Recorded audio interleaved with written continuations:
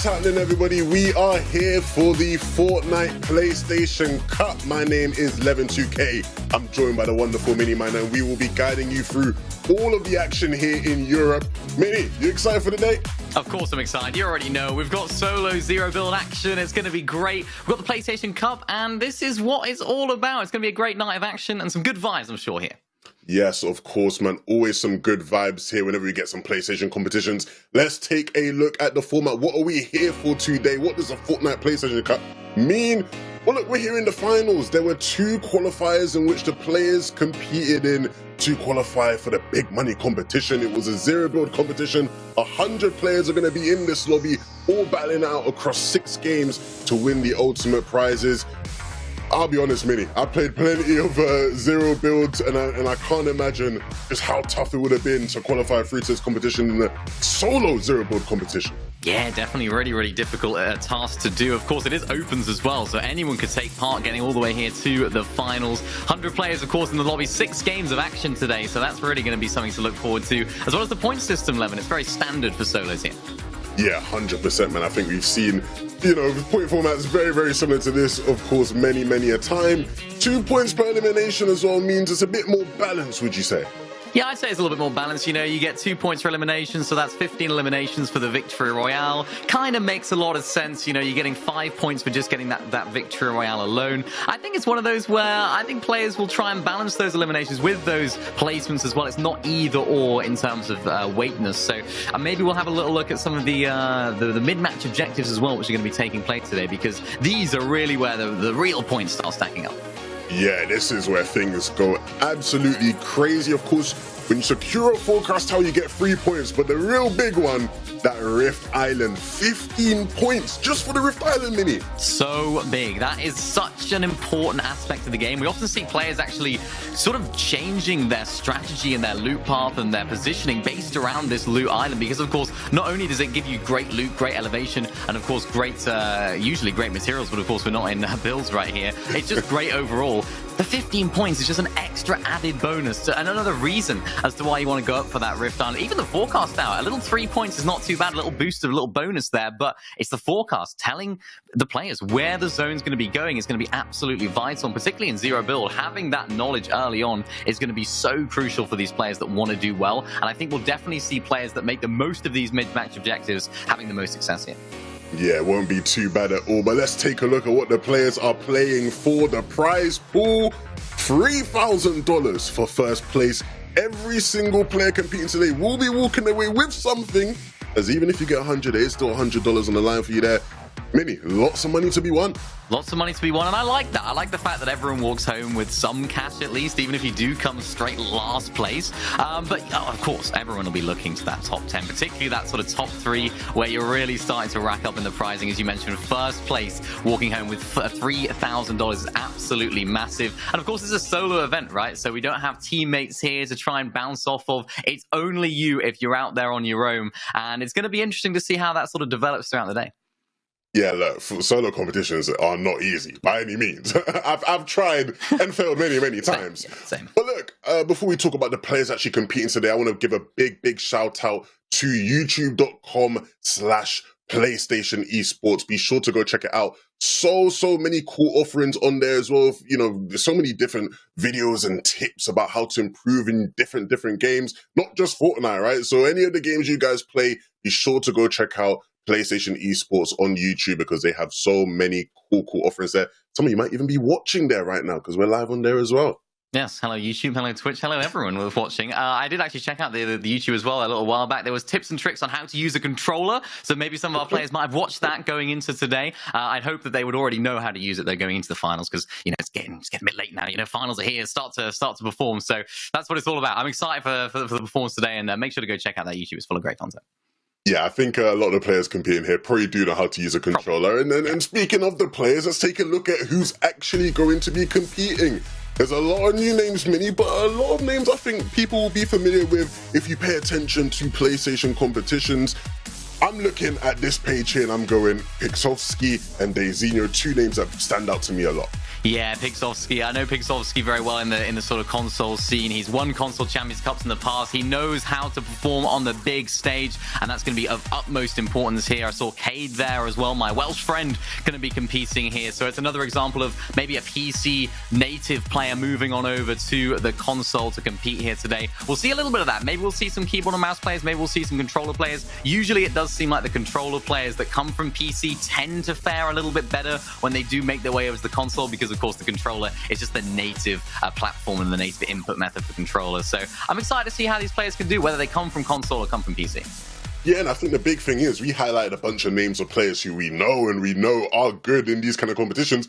There's a bunch of people here today that are going to make their mark, that are going to really surprise us and show us that they are the sort of, new up-and-coming generation of top PlayStation players. So I'm really looking forward to seeing who actually is able to step up here today. Yeah, that's what this is so good for, isn't it? These sort of open competitions to get the players that maybe we don't know so much about an opportunity to play on the big stage, particularly in solo zero build as well, which we don't often get zero build events, particularly in solos of this caliber on this level. So huge opportunity for maybe someone that we haven't talked about, we haven't really learned about too much yet, to maybe unearth themselves here and find a little diamond in the rough. Hey, look, if you watching at home right now want the chance to play in tournaments like these, all these players had to compete, right? They had to qualify. They weren't just invited. You can get involved in this action yourself. Compete.playstation.com. Be sure to check out everything they have in store on there. Not just Fortnite as well. Bunch of other games where there's a bunch of PlayStation tournaments being taken place. So be sure to check that out, of course. And not just compete.playstation.com. Be sure to check out the Discord as well. Scan that barcode, well, not barcode, scan that QR code. There you go. Yeah, I always get them mixed We up. got there in the end. We got there. It's not the 1990s anymore. We have QR codes. I wasn't even born in the 1990s, and I'm still getting it wrong. Look, join the Discord. There's a bunch of people in the Discord who are just like yourself, competitive-minded people who want to get involved in top-level competition. And if you want to be surrounded by people like that, be sure to jump in the Discord. So many cool people in there that you can hang out and chill with and get to connect with. Now look, Mini, I know for a fact all the players right now are going to be warming up, getting ready for the competition. The games aren't too far away at all. Do you have any advice to the players? Anything you would say to these players before they jump into the competition today?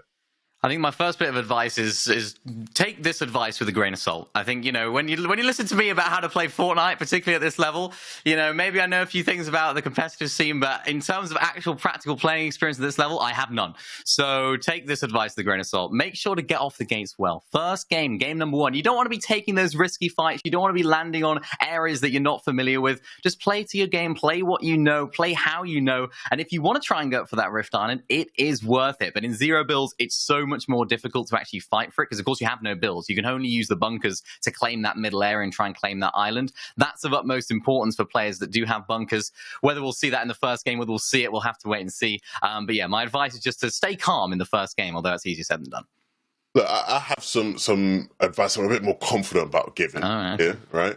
I would say to players going into the competition, stay cool, stay calm, because one thing people always forget about solo competitions, Mini, is that it doesn't take that many games to really bump yourself up in the standings, right? In other game modes, right, in duos, trios, squads, whatever it is, sometimes you need maybe 4 or 5 games out of 6 games to really win a tournament or be high up there. In solos, 2 good games, maybe 2.5 good games, and you're going to be somewhere in that top 10 most likely, right? So be sure to pace yourself. If one game doesn't go well, okay. Next game doesn't go well, okay.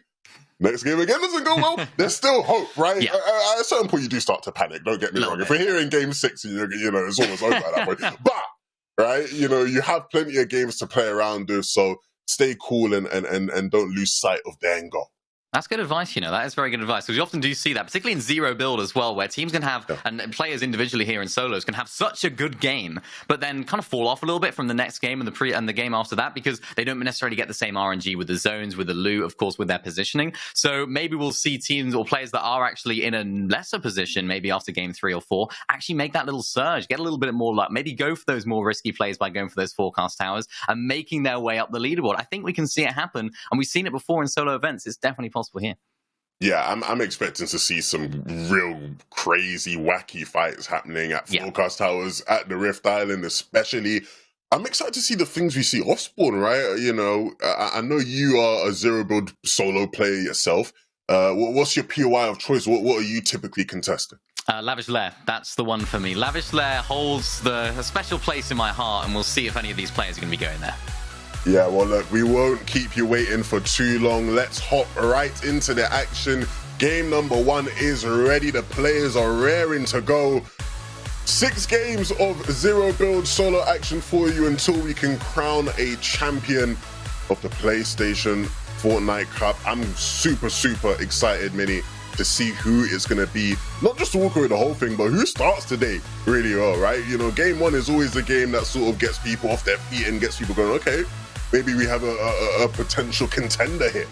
Yeah, and that's what game number 1 is all about. Often we do see maybe a name that we haven't spoken too much about actually rise up to the occasion in game number 1 and really take everyone by storm. Maybe an unknown name coming through in game number 1. I really want to see that. I want to see someone really make some plays, go for that Rift Island, go for those Forecast Towers, make their presence known in the lobby, because it's so easy, especially in game number 1, just to sit back and not be as aggressive and as confident as you know you can be. And that's the most important thing right here as we hop right into game number 1 very, very shortly. We'll be getting straight on there as soon as we can, but this is what this is all about. You asked me, Levin, what was my drop spot. We didn't get back to you. What was your drop spot of choice here in solos or zero builds or whatever you're doing?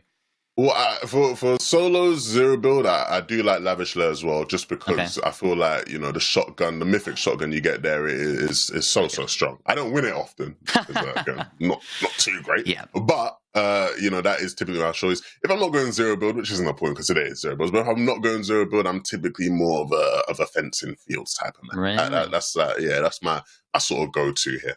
Fencing fields. I do quite like fencing fields. It does have that very nice assault rifle, of course. It has that mythic. We haven't really spoken too much about the mythics and how valuable they're going to be in terms of the medallions here, because, of course, you can stack the medallions, heal up all the way through, and that has so much more value. Even though they're valuable in builds, they're almost tenfold as valuable in zero builds as well, because you don't have to actually stop and heal, which, of course, is such a difficult thing to do in zero builds because you can't build any protection. You can just keep healing and keep going. So, for me, medallion teams, medallion players here are going to be in the strongest position to not only fight in the mid game, but also go for those Rift Irons and go for those Forecast Towers, because they just have that heals non-stop.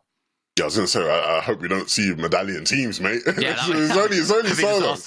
It's only solos today, right? But you make a great point, right? You know, in zero build, you're sort of always on the move, and the medallions play perfectly into that, right? You can stay on the move and you don't have to worry too much about your health. I doubt we'll see many people stacking them throughout the game, right? If you're taking out other people's medallions, you must be a very, very good player. Yeah. But again, as the game sort of, you know, winds down and the circle gets smaller and smaller, you see more people clashing. There's a chance maybe someone picks up 1 or 2 and instantly they have a big advantage on the rest of the competition. So we'll see how that plays out. Again, we are trying to get you guys into that first game of, you know, would it be a Fortnite tournament? Some technical difficulties here and there. We will get there eventually. I will ask you then, Minnie. You know, of course, you know, there's a bunch of players who maybe we aren't as familiar with because they're, you know, sort of new up-and-coming players who've done excellently to make it through the qualifiers. Is there someone you're looking at and going, that's a clear favourite for me there, they're going to be the winner at the end of the day?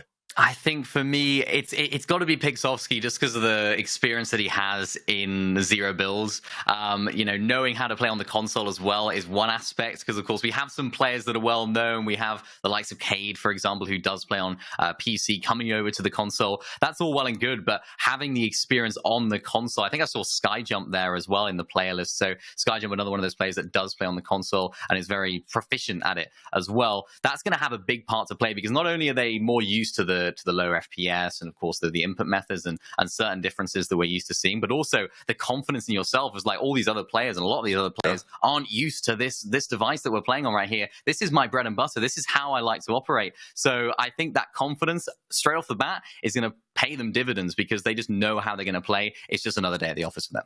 Oh, 100%, right? That's what it's all about, the top-level competition. I do have someone in mind as well myself, which I think is going to win.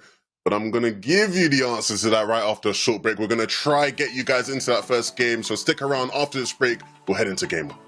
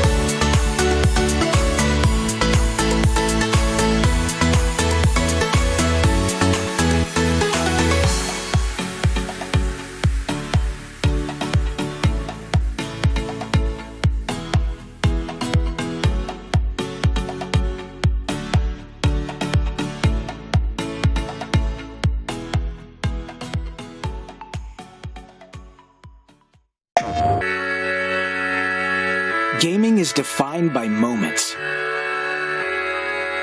It is intense. The joy of victory and the thrill of overcoming challenges. Welcome to our home of competitive gaming, where we can all experience exciting esports moments. The final 1v1 of the game here. And celebrate the pros and the rising stars. I do want to see a female in the MCS. Bringing you guides and deep dives. Horizon can go up, but she can't go up fast. And tournaments where the community competes. Wait! Did he go? No way! Whether you're in a heated match, Back, let's go! or watching along at the edge of your seat. A duo taking down a trio. Let's create moments from the games you love. He'll take it! Join us and subscribe to our channel to follow everything esports on PlayStation. PlayStation.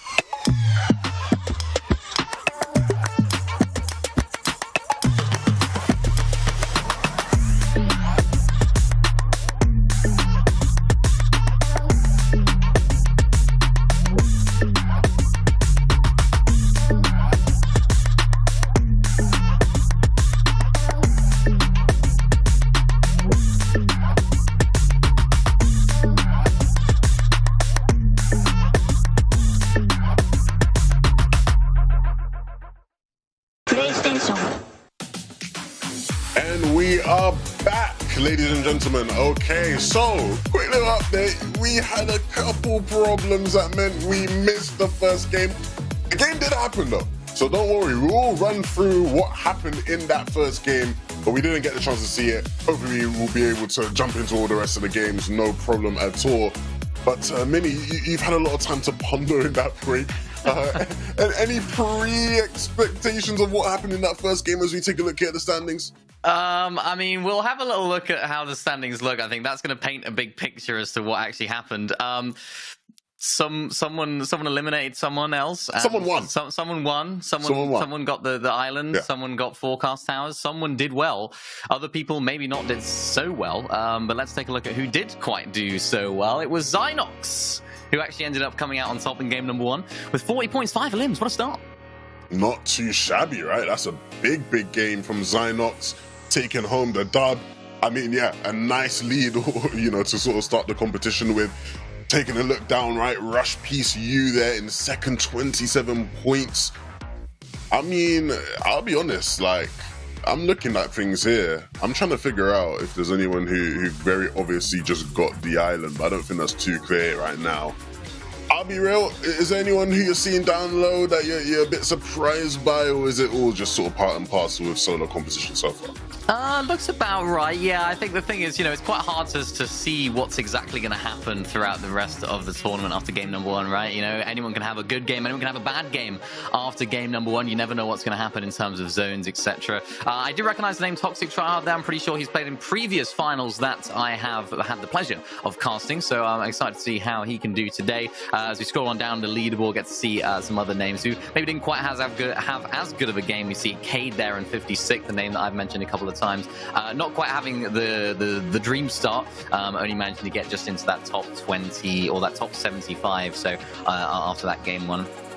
We see some other names on there as well, and there's our top 60. So that was only, of course, game number 1. That was, of course, the standings from game number 1. That's where the points are a little bit different to how you'd usually expect to see on a typical standings leaderboard. But that was the placements. Some interesting ideas there as to who we could see that could sort of keep progressing through this tournament, and names that we have to look out for here, 11, particularly at the top of the leaderboard. Yeah, I really wish I could sit here and give you the tactical analysis of just how Zynox managed to dominate the game. He landed here and then he went there and then he rotated in like that and got this elim and that elim and then it led to that and then he got his 5th and then he won the game. I wish I could give you that. I can't give you that. But what I do know is that coming off a win like that, if you're Zynox, you're going to feel very, very good. You're going to feel on top of the world. And you're going to mostly look to try and run things back just the way they went, right? In a solo competition like this, in a solo zero-board competition like this, Minnie, how likely do you think that is? I think it's difficult in solos, right? It's difficult to run away with it completely.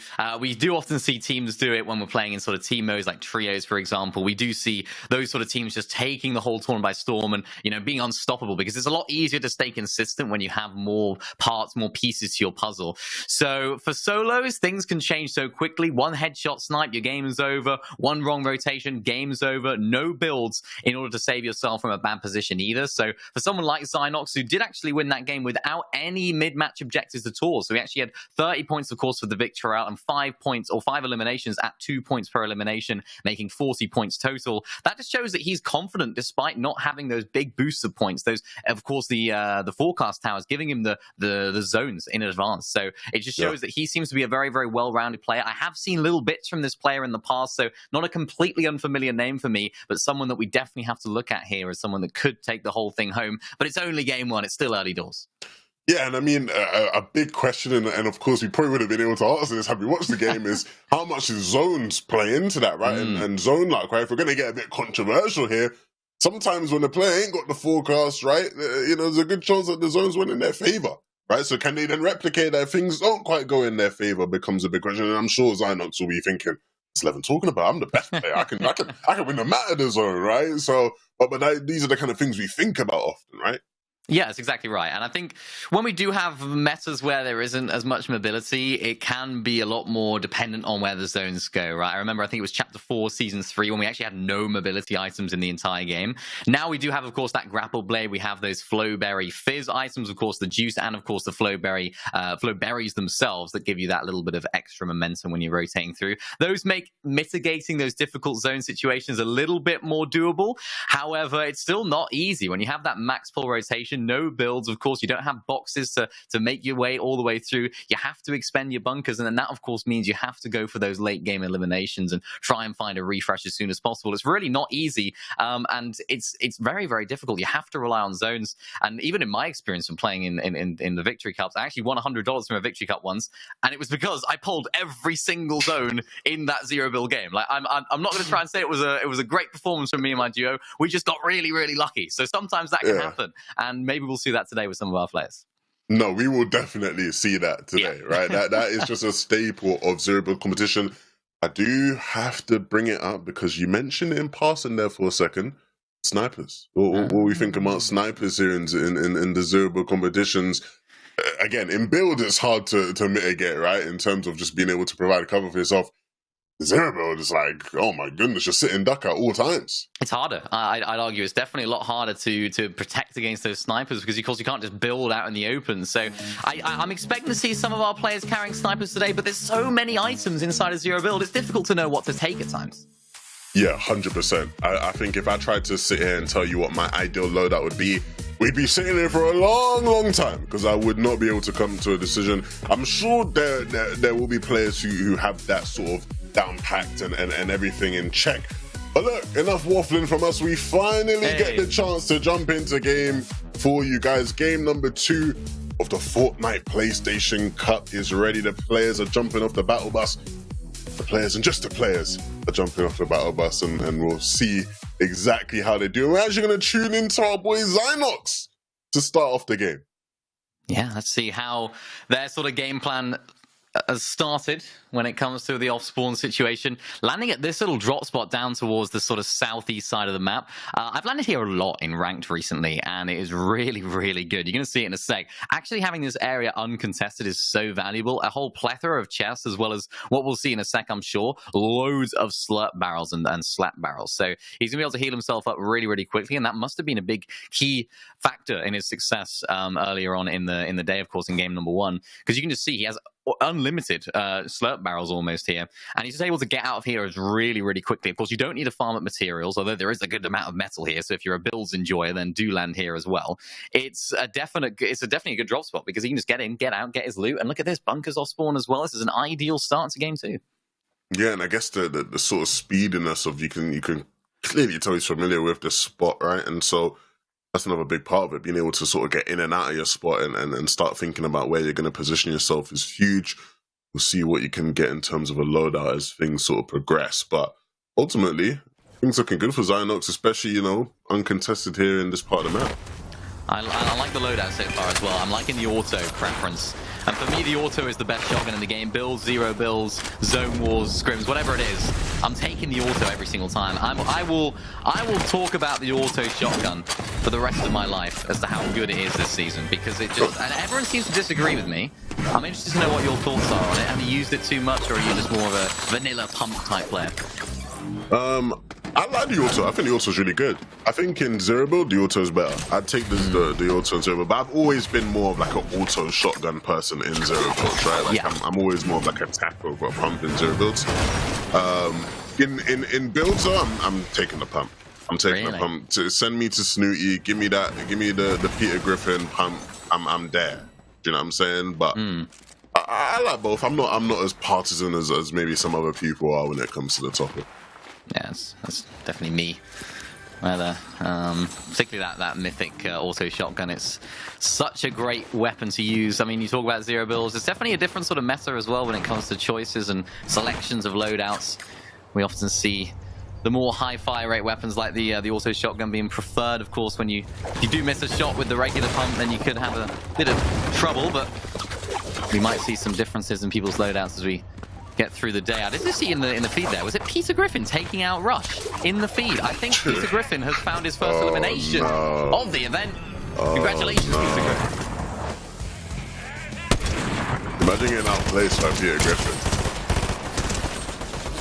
That is unbelievable. And this is only in the game that we saw. Imagine what he did in game number 1. Sure. 2 points per elimination, of course, so that would mean Peter Griffin would have 2 points so far. Interesting to see C440. Whether or not he's able to get this mythic relatively unscathed. It does appear as though it might go that way. Only one other player here at the Reckless Rails. Yeah, it's a difficult situation. I mean, even just attacking any NPC is quite difficult, particularly when you have players nearby as well. It becomes even more difficult. And this NPC in particular actually throws those fiery bottles, I suppose, which kind of cause a little bit of havoc because, of course, they're starting to burn the entire building down, which certainly doesn't help things at all. Thankfully, though, for Fori, able to pick up that medallion. It looks as though medallion is the only thing that he's actually interested in when it comes to this particular set of loot. Not going to be too interested in that SMG, even though it's not too bad. It does seem like the burst SMG at the moment, whether it's bills or zero bills, is the preferred one. Starry, though, looking low on the HP. And this is something that we haven't really talked too much about, is that Riot Shield. That shield in zero build can be so valuable when it comes to endgame, because you don't even need bunkers necessarily. You can just play behind that, and people aren't going to bother to shoot you because there's just not too much point, really. You can just have fun all day. Yeah, no, I'm a fan of it, man. I think in the earlier days of this new chapter, I picked it up and I was sort of like, hold on a minute, this is fun. This is strong. And especially in this mode, I think it definitely is something that maybe gets a bit slept on at times. Yeah, certainly. There is counters to it, of course, though. You know, you can just spray at someone using it and they're stuck in a weird animation for a little bit. So if you are in a situation where you are trying to fight someone in that, then you don't have to worry too much. Starry, though, trying to save that big pot for as long as possible. I think he's just trying to find some minis here inside of Pleasant Piazza. And it looks as though minis he will find. The patience paid off right there. I'm not one to have that much patience usually. I'm usually just popping that big and then finding minis in the very next chest.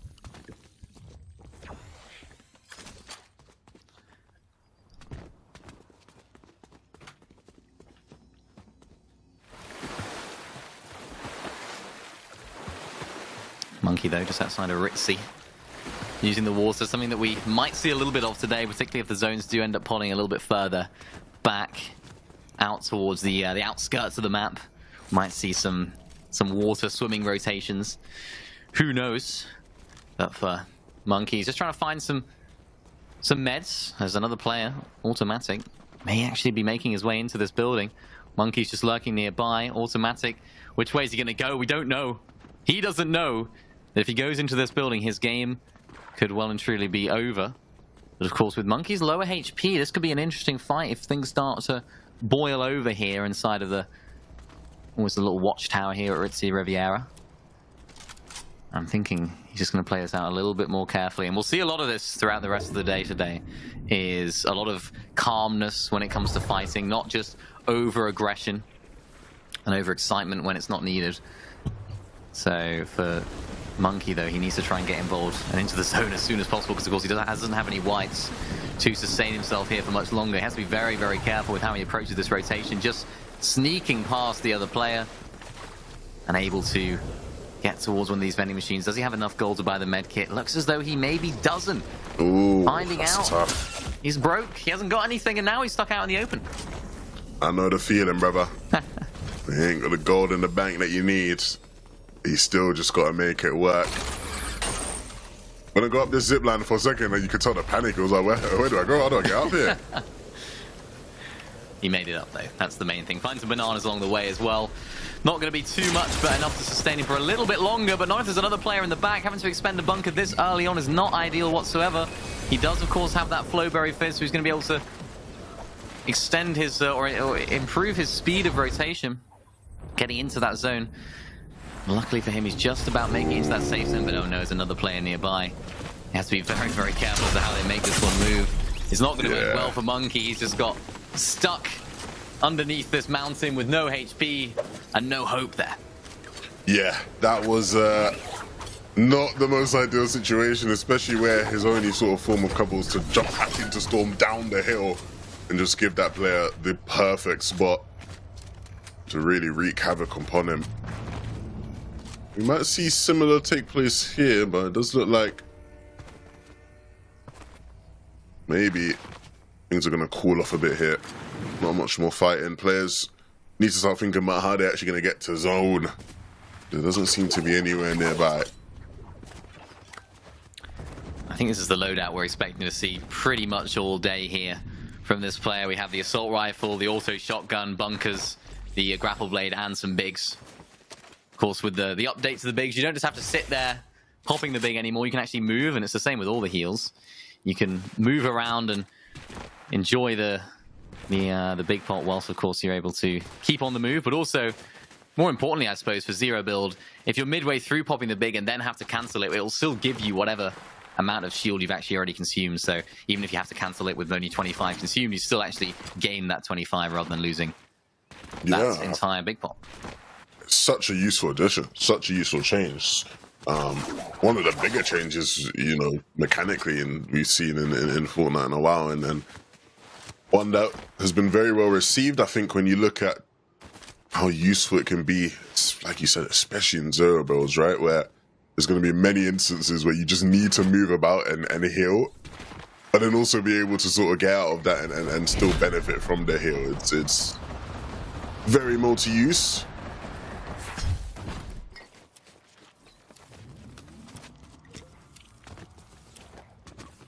This is a prime example of how it's going to be used for Yuki here, just inside of the storm, popping the med kit while still on the move. One of my favorite things to do as well is you can actually slide whilst popping the meds and stuff, so you can actually just keep the momentum going really, really quickly whilst also popping bandages, med kits, whatever you need to be. A little bit of standoff here, though, from Clayton and Sequel. But it's not standoff for too much longer as Clayton decides, you know what, I'm going to get the job done, I'm going to jump on in, realize he had the shield advantage, and is able to retreat back to the bush to his safety.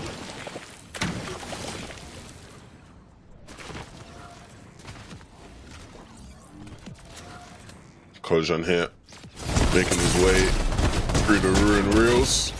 Faywick gets taken down in the bush, some auto shotty action. Unlike in the pros and the cons, right? If you can hit your shots, it's gonna go well for you. Unfortunately for Faywick, couldn't quite connect hard enough as he rushed into the bush there.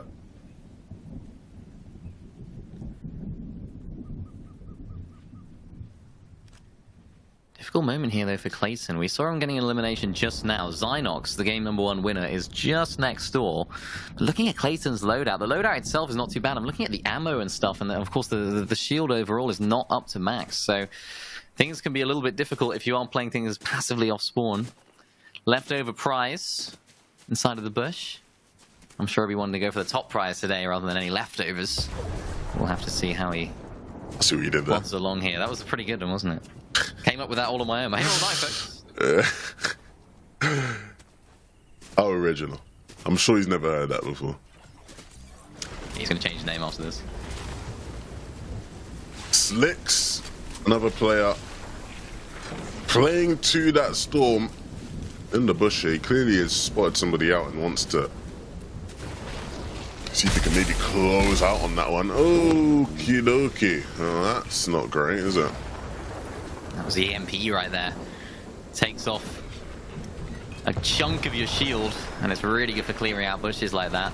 Slicks finds out the hard way, as the other player uses the EMP really effectively. There's the Rift Island, though. We talked about it very much at the beginning of the show here. Looks as though there's a good few players that are around it. They all want a piece of that pie, but of course everyone wants that 15 points, and only one person can get it. Who's that person going to be?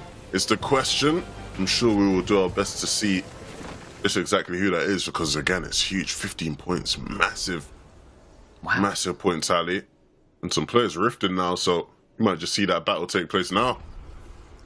Cry falls right now. Looks as though he's not actually on top of the Rift Island here. He's actually underneath, able to claim it. There's a little underground area where you can actually still claim the Rift Island without actually exposing yourself on top. This is something that I thought might have a part to play, but not straight away. Gion, though, is trying his best to spoil the party. This is a really awkward fight. Another player comes through. This is the madness that we wanted to see on Rift Island, and it's all boiling over here, Lemon. And I don't think a lot of these players will be too fussed about the Storm. Points are so valuable. And now, once it's been claimed, players will move away. See, no one's even getting the loot. They just wanted the points and they dip. That's crazy. Some decent loot on there as well, so surprising how maybe players don't even want it, particularly Cryfalls. I think he was the one to actually pick up that Rift Island. He says, you know what, I'm happy with my green loot. Yeah, Fine I'll take it. But again, that's sort of the standard low that we've been seeing. I'm sure you wouldn't mind some shields, and I think that's what the objective will be here. Let's get to the vending machine. Will he have gold enough to be able to buy anything? I don't think so. He's not going for it. So medkit will have to do. Would you have gotten some gold from the island? He would have, right? Yeah, he would have. So Yeah, if he'd have gone for it, see, he would have been able to afford some big bucks here. He would have been able. Can he do it anyway? No, he's bouncing around. Oh no, he can. He can. Fair enough. See, look at me. I was talking rubbish. Exactly. He knows. He's got more than enough money. He's chilling. He didn't need that cash. He's just got. He's got money all day long. That's on us for pocket watching. we shouldn't have been pocket watching. We shouldn't have. I think he was waiting for us to look away and then buy it. You know, he didn't want to flex. He's not a flexer. I do just notice now that their gold is at the bottom right, so we could have just known the whole time. Oh, there it is. Yeah, no. Yeah. I didn't see that. I mean, I knew that. Yeah. It must have added that just now. They added that. I actually knew it was there. You know, I was just seeing how long it could go on. You know, it's like when teachers get the spelling wrong on the board and they're like, I was just testing you guys. That's what it is. Nah, guys, I swear 136 gold. 136 gold, eh? That's gonna be the con whenever we see a player. Oh man. We were pocket watching and he had the money the whole time, just sitting there. Wow. Okay. Well, enough gold watching.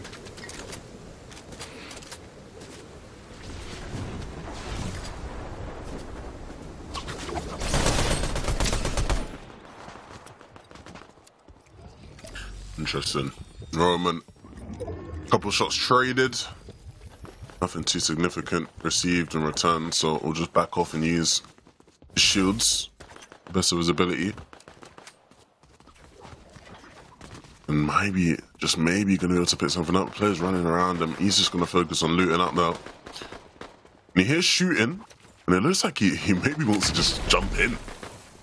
I respect it. He kind of has to here, really. I mean, he doesn't have any cover. Nothing is in zone right now that is just natural cover. He kind of just has to. He just has to hop right in. And again, yeah, I agree. I respect it. But he's not going to do that for now. He's going to try and rotate his way in. The difficulty with these grapple blades is you can just be a sitting duck in midair for a couple of seconds. He actually decides to EMP himself, which is a very interesting strategy that I haven't seen before.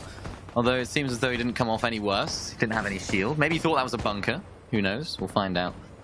He got some natural instinct almost, you know? Maybe, probably, yeah. He's got 59 gold though, so he might be able to save up for a med kit. Who knows? or a big pot would be ideal. Don't think there'll be many opportunities for that now. True.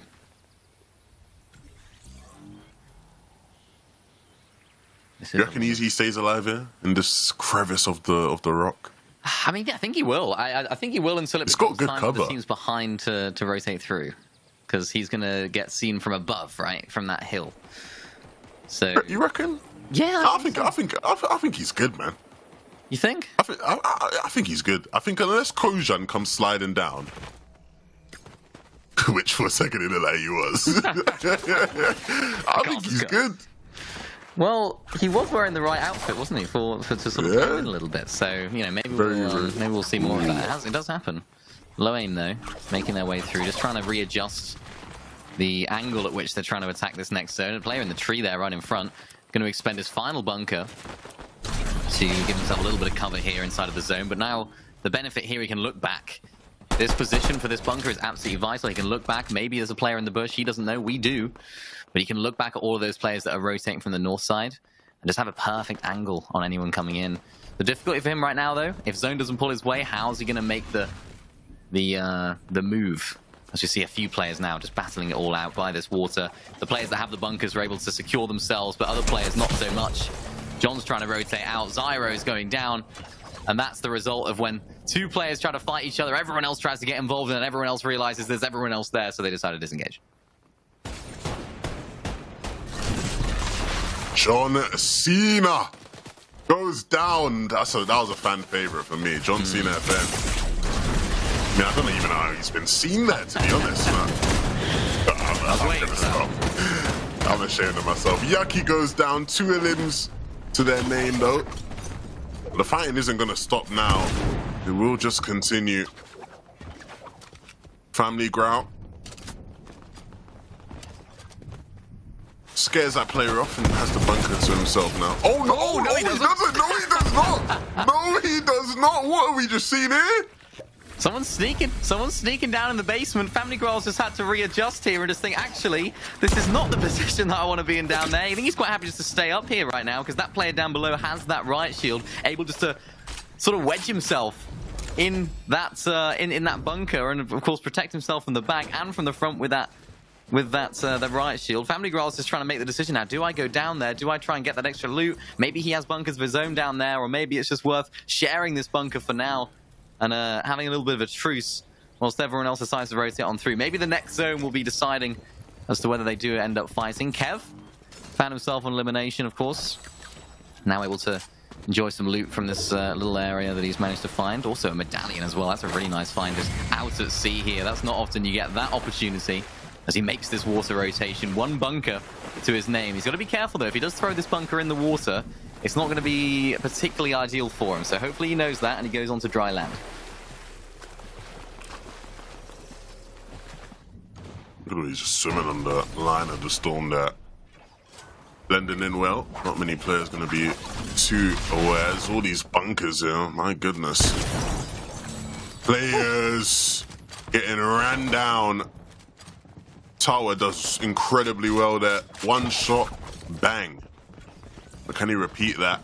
Riot shield in hand, ready for anybody that wants to potentially do the same to him. He's not going to let that happen.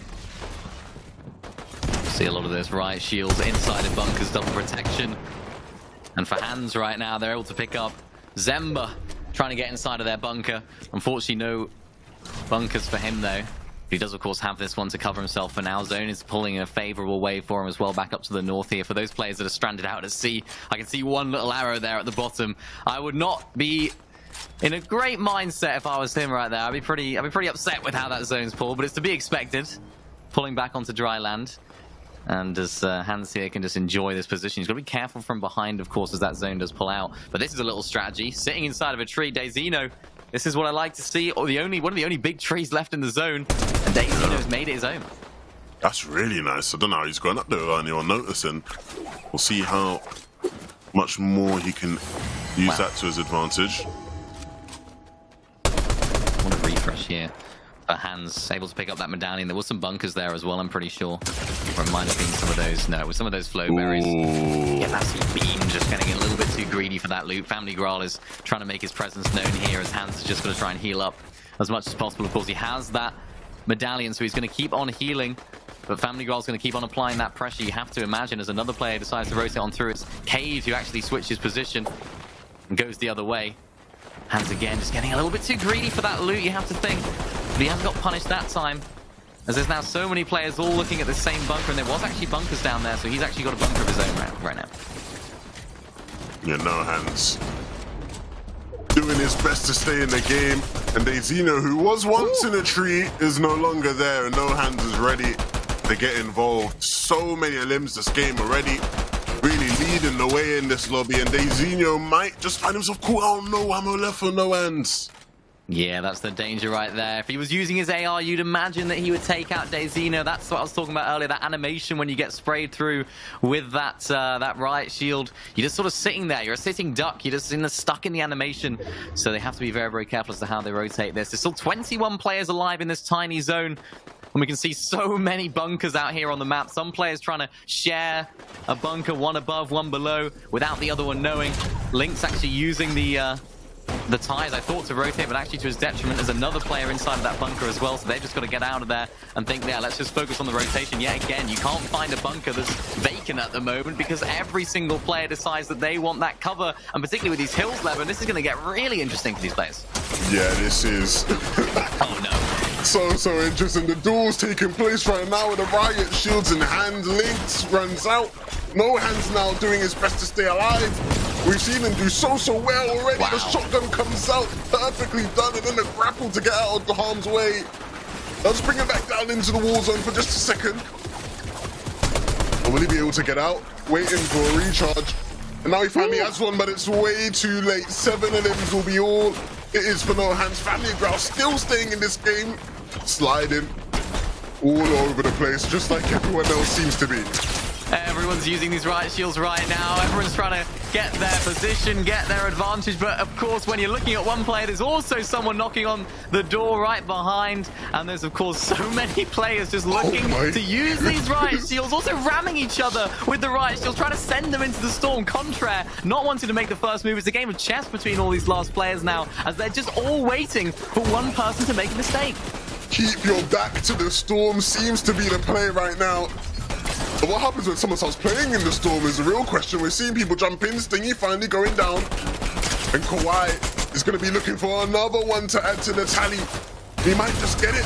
Everyone just turning every which way. One more. Can he get the third to win the game? He needs to reload. The reload comes through. The train's coming in now as well. What? He needs to stop the train. And now it's supposed to win. Oh my goodness. What have I just witnessed, Minnie? The timing with the train was unbelievable. I've never seen that happen right there in the end game of Zero Bills. Like, the chances of that happening, that train could have been anywhere on the map at any given moment, but it was there then. And that was the moment that caused them both to sort of have a moment where they're like, hang on, what's going on here? But a fantastic victory Royale. And we finally get a taste of what these games are going to go like here in the end game. And it's definitely a spectacle to watch. Yeah, that was quite the end game, man. I'll be so real. Seeing everybody battle it out with their riot shields like that was just mental, man. Absolutely mental. I love it as we take a little look at some of the highlights from our second game here of the PlayStation Cup on EU, the Zero build. It has not disappointed so far. It's just absolute drama and excitement for all of our players. The riot shields really coming into their own, and it just seems to be so many players that are making a move and then getting immediately punished for it. So nobody wants to make that move, but some just are forced into that. No Hands, though, we have to give a shout out to him. Was it 7 eliminations he ended up the game on, despite the fact not making it that far in terms of placement? Really great stuff. No Hands, it's just, yeah, man. He's clearly got hands, I'll tell you that much. He's clearly got hands. This is where it all started to go a bit wrong for him, though. Jump down to pick up another, and this limb was nice, but then couldn't get himself back up. The ending here, Kawhi, I thought Kawhi was going to win it all, to be honest. So I thought he was going to turn, pick up the second limb, but it was in the end the train running through and Voslo going in for the limb and picking up the dub. I'll be real, man, that was quite the game. You can see the top 3 or the top 5 from that game, Voslo, Kawhi, Contra, Blick, Stingy, and Fox J were the 5 players left remaining at the end there. And a big game for first place, picking up a bunch of points there. Yeah, really great stuff from our first place. Someone else I've noticed here as well, Zynox sat in 6th place in that game. So, of course, he won game number 1. We didn't get to see that, unfortunately, but what we've seen here is that he can be consistent as well in game number 2. So I have no doubts that should be putting him at the top of the leaderboard, despite the other good performances from some of the other players here. There were some other, of course, big names as well that did pretty well. We saw No Hands there, 7 eliminations right there. So although he didn't get quite as good of a placement, those elimination points are going to be boosting him up, as well as some of our other players as well. It seems to be trying to make sure to prioritize placement here is the story of the game, because even our winner there only had 3. Yeah, man, everyone's trying to make sure they get that placement, hiding in bunkers, using the riot shields even when you're hiding in the bunker as well, right? It's like not taking any risks whatsoever, and I think we're going to see much more of that in the games to come.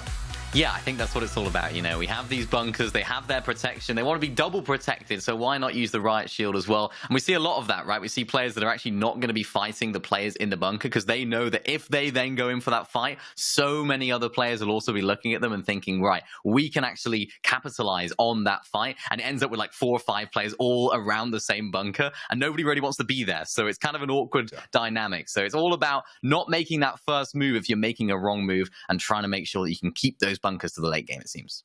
Well, look, if you want to see who's going to continue to keep making the right moves, stick around. We have a quick break and much more games on the way.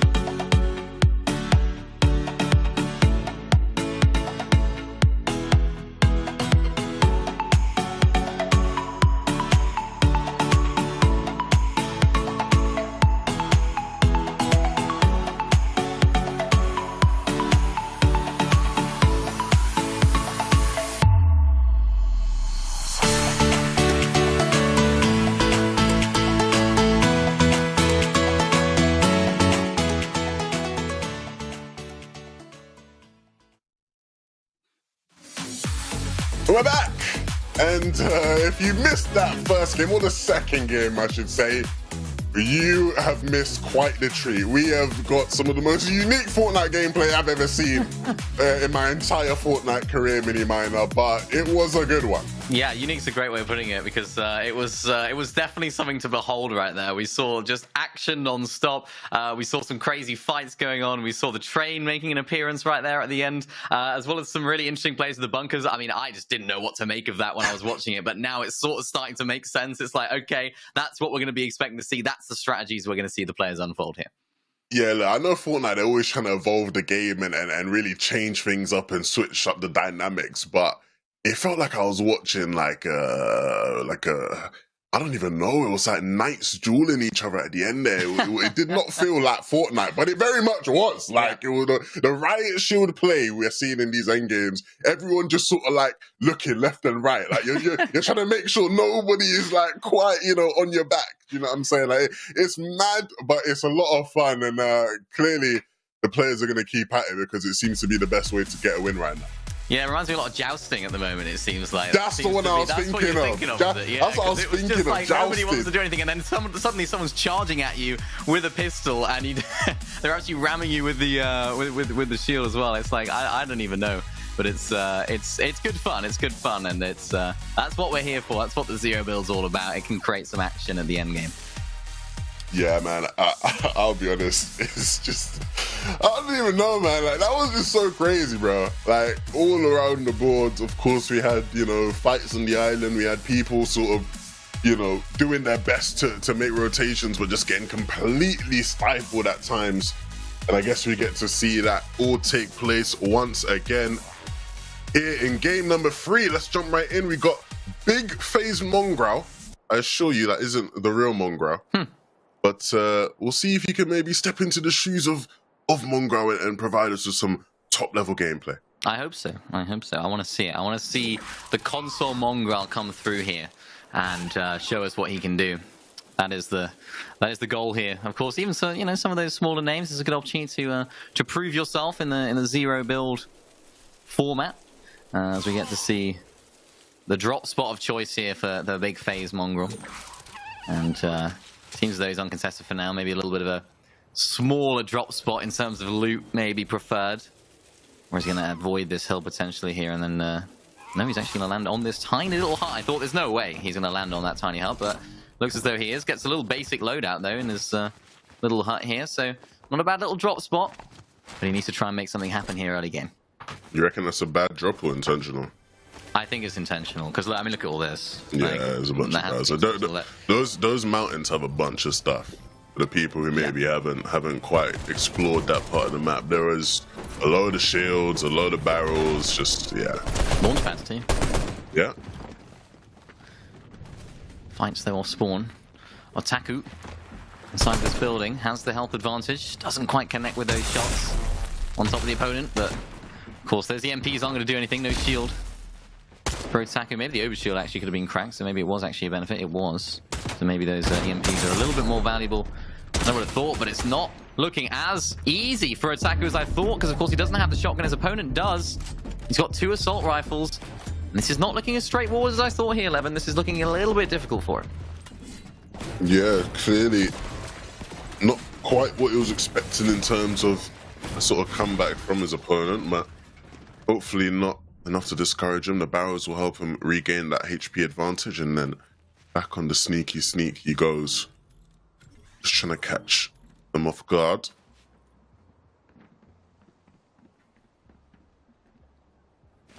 Maybe this is the play, maybe this is the idea, just disengage. Both players quite happy to sort of split that drop, although the loot, the attack is gone from that, not quite ideal.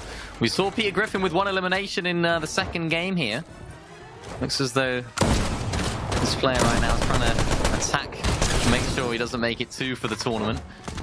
Being very, very cautious about it as well, because that pump can hit really, really hard. If he gets up close and hits you in the head, it's a disaster waiting to happen. Were you a snooty man ever?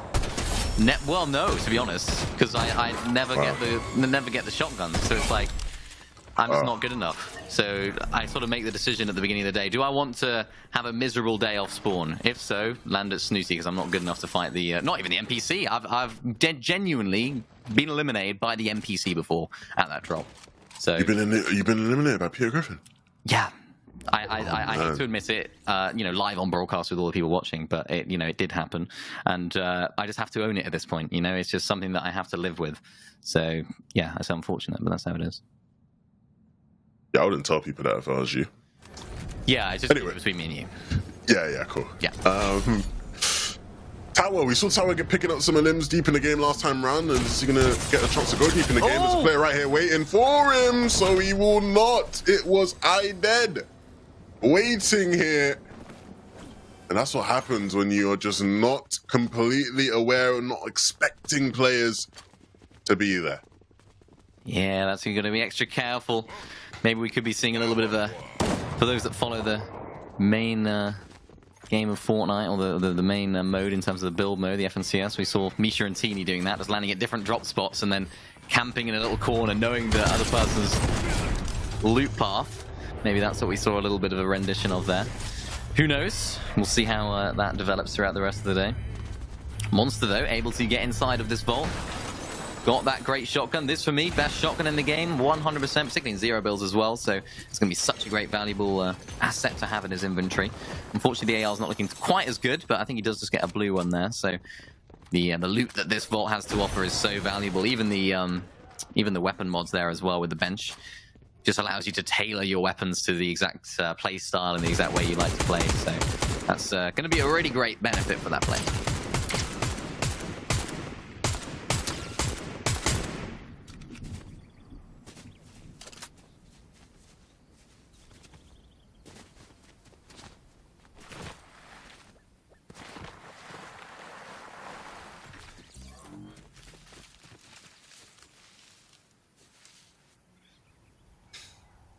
Well, not much going on here for this fella.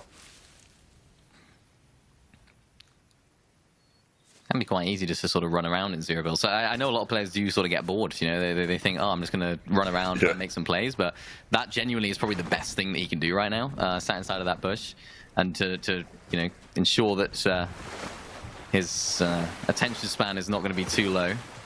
Because, of course, you have the loot to make it far into the game. There's no need to worry too much about fighting anyone. Automatic, though, unfortunately, he does not have the loot to win the game. No shield pretty much as well. So he needs to try and find something, some scraps of loot, maybe, or a little bit of a fight to bolster that loadout. Mafio. Seems as though they do have a little bit of loot under here, but they have a problem up above. It's another player. Players taking shots from the side as well. Salah, yeah, it's going to force him to use another bunker. And that was his last one. I mean, tough spot to be in when there's different players sort of laser focus on you all from afar, ready to just sort of take pop shots at you. It all accumulates eventually. And so, no spare shields, no bunkers. Oh, there was a flowberry down there. Maybe I'll try to pick that up. Yeah. Oh, this can't end well, Flobby. It just can't. There's no... Oh, it can. Oh, it can. It really can. It's a little bit of a surprise right he there. Knew. Flobby just knows knows he's there. Flobby gets still in. Flobby is insane. That's how you play this. He might have even found us a couple of extra EMPs and thought, why not throw them in? Probably wasn't even expecting there to be a player up there, but was definitely worth the throw. And he didn't throw that fight whatsoever. Shout out to Flobby. That's the kind of awareness you gotta have in these types of lobbies. Completely made me eat my words. It ended up very well for Flobby. Yeah, it's the caster's curse. Happens all the time. So if you're a Flobby fan, then I'm sure you'll be very happy about that. Just knowing the area, knowing where people could be hiding, that's really, really smart from him. And it's those EMPs that can really initiate a fight in such a good way. Knocking off overshield and, of course, a little bit of HP as well. Toonie winner. Just on the outskirts of this area. Snooty towards that south side of the map. Just rotating through. Actually, one of the first times we've seen a player carry a sniper as well. Likely just because he has nothing else to carry, but maybe we'll see a big headshot snipe coming through here and maybe a little bit of a refresh. That's what he needs.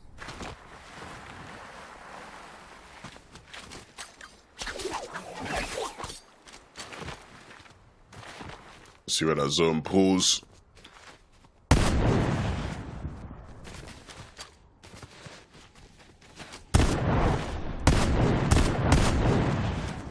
Keeps going central. As expected, A Spectrum making sure to clear out that bush again. Players clearly have starting to learn their lessons here.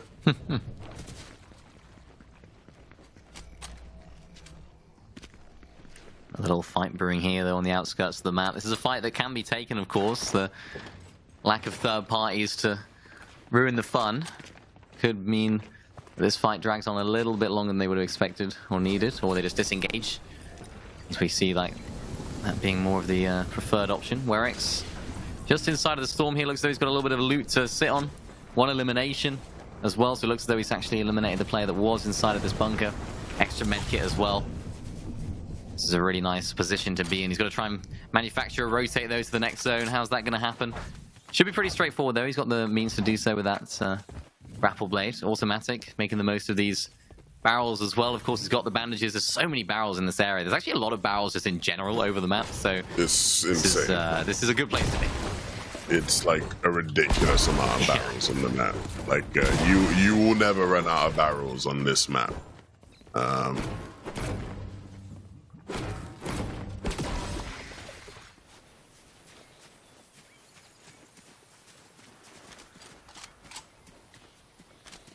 Tiger winner. Loadout looking good. Some shields, some bunkers, the auto shotty, and then that grappling hook as well. So I'd say, all in all, things shaping up as long as they can avoid getting themselves stuck in between a rock and a hard place. And that bush will be a nice little spot to camp out at. Lovely little camping spot, you know. Got the river. I'm sure it'll be a nice sort of little bit of white noise in the night. The scenery here is scenery. Unbelievable. Beautiful, isn't it? Wonderful. Splendid, I think, would be the word that I would use. This is what we see a lot of players doing, just sort of camping out inside of these bushes. Some with more sumptuous scenery than others. Gion, though, actually gliding away. Very doable as well, of course, in this current season of Fortnite. Weapons not quite as dangerous from afar. Leftover prize inside of their bush as well. Flobby, who we saw in a really, really good engagement early, coming out on top, actually down on the HP right now. I can only imagine that was leftover prize that actually forced him away from that area. Starry, who's also trying to make his rotation into the zone. Looks as though there might be a launch pad. Is there a launch pad here? I'm not 100% sure. Usually there is on these sort of docks. Yep, there it is. Yeah, actually combining that with the Flowberry as well to get that extra height. So he might be able to glide his way in towards the central area of the zone, trying to scout out a place to land and a place to camp out as well. Of course, no bunkers to his name. You don't really want to be using the bunkers too much here either. Maybe this bush decision could be bad, but no, he's okay for now. Relatively unscathed. It looks like he's getting W keyed as well, where the player Cryfalls is actually getting right on into this fight. Starry doesn't know what to do, and he goes back to the lobby. And Cryfalls was one of those players we saw involved in the action on the island last match, so clearly a player that isn't afraid to take some risks. And for that reason, is certainly going to be the type of player to hunt you down if you walk past his bush.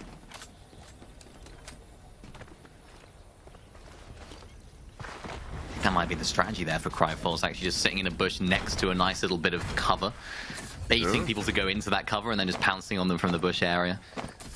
Maybe I'm over and analyzing it potentially, but either way, it worked out very well for him. Nah, I think you're good, bro. I think that's spot on. Island's in, though. Who's going to go up for it? Who's going to fight for it? We didn't see much of a fight last time, though, 11, so maybe we'll see a little bit more of a battle this game. You can say that again. Let's see, who's it going to be? Up here.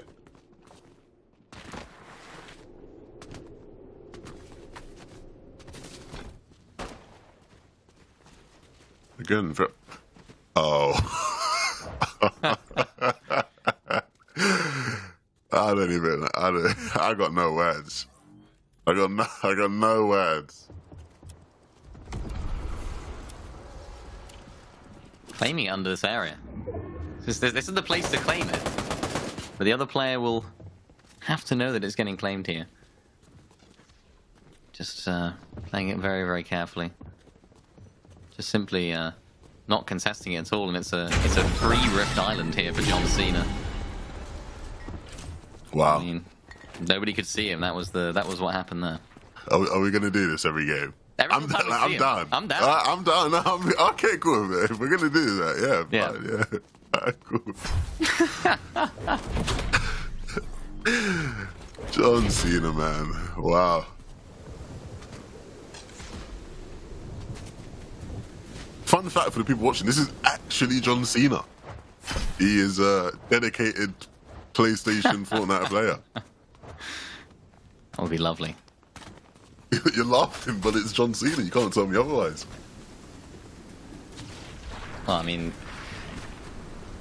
I wouldn't put it past him. I feel like he's... I think he does a lot of posts on social media that are just random things. So I wouldn't be surprised if he just pops up in a Fortnite PlayStation tournament And absolutely pops off, clearly.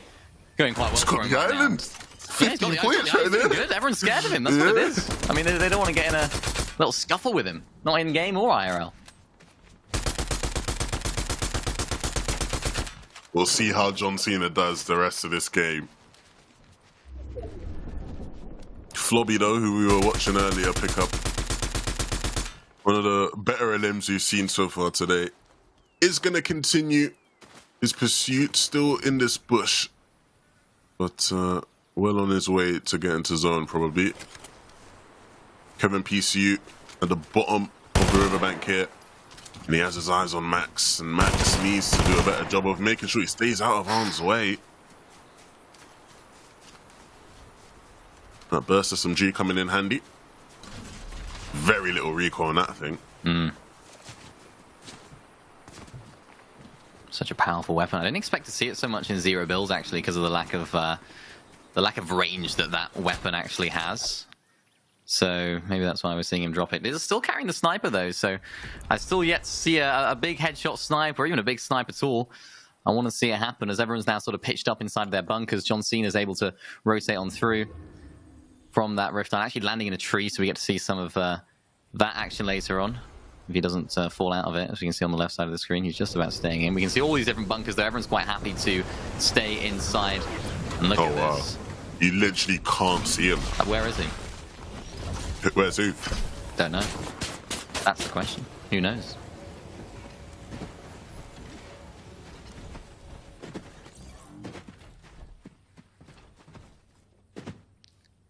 Yusan 24. Another player actually underneath the bunker. We've seen this a little bit. This is something that I've been quite surprised by, is that neither of those players want to fight each other. I think they just know that there's so many other players nearby. There's no need to actually engage there. But they're quite happy. John Cena's quite happy to sit inside of this tree as well, I assume, because I don't know where he is, but he's in there somewhere. And Ace Spectrum is able to sit underneath his bunker. A little bit of a bunker sharing system right now. You'd love to see it. Well, he's not trying to hide the fact that he's here, is he? So my question is how the other player above him will respond. Will he just leave him here? Let him be? Will they share the bunker? Hey, wow. Find out next time on what I said there. The bunker on the hill, John Cena down in the tree. It's just perfect. It's a perfect visual right now. Brilliant. Wow.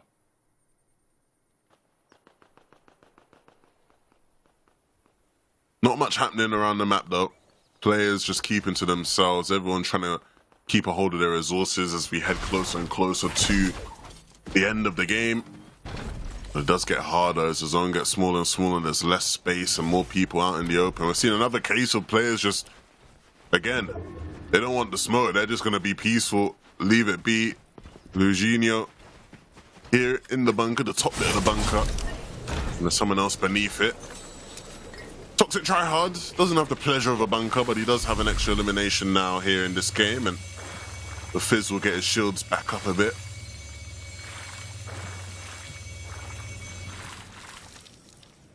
I like that from Toxic Tryhard. They're not afraid to fight inside of that storm. And oh no, it's the selfie MP from Zero Build Mez, who looked as though that would have been his demise right there, but actually claps back really nicely with the shotgun. My Monster Boys goes down. He's got to be very, very careful now, though, because he's just outside of that safe zone. KX right here has to close on it. Looks like he's trying to do that, coming straight on into this fight. No regrets at all for him right now, because he's able to make the most of that loot, and of course has bunkers to boot. This is really nice from him there. I think he just understood that he was going to have the health advantage, and he was also going to have those bunkers to secure the loot. Really nice little third party there.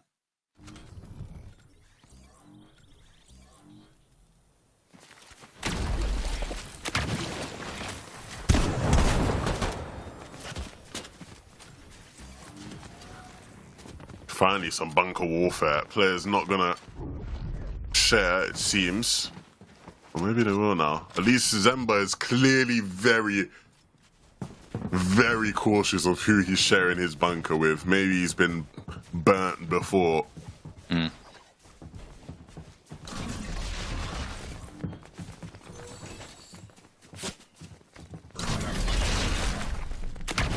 Man also extending the bunker mansion that they have going on here. As the zone does pull down towards that south. Fox J also inside of that safe zone. So for him and all the other players that are in this safe zone, they don't have to really do anything. They're quite happy just to sort of sit in this position and enjoy the players that are rotating on in, enjoy shooting at them as they do. Flobby there as well, trying to rotate on through Zemba, also in a little bit of a bunker sharing situation. Does not really need to do anything. I think he's quite happy that there's a player down there. Doesn't really need to worry too much about anyone else. He's just going to chill inside this bunker. Scary though, not chilling whatsoever. Getting involved in a fight. There's another team that's actually EMPing Flobby, but there's another elimination to add to his tally. That's 2 of the game, and 2 really solid ones at that. Flobby is a survivor. Yeah. That is their main characteristic here in this game. They do not go down without a fight. And they have won 2 of those back-to-back now. May even get a 3rd. This is a very interesting zone. So much water, so little land. We'll see just how the players play into that. Zone pulling now towards that southeast, where again there's just even littler land to play with. Ooh, Flobby got a free little haircut there for a second.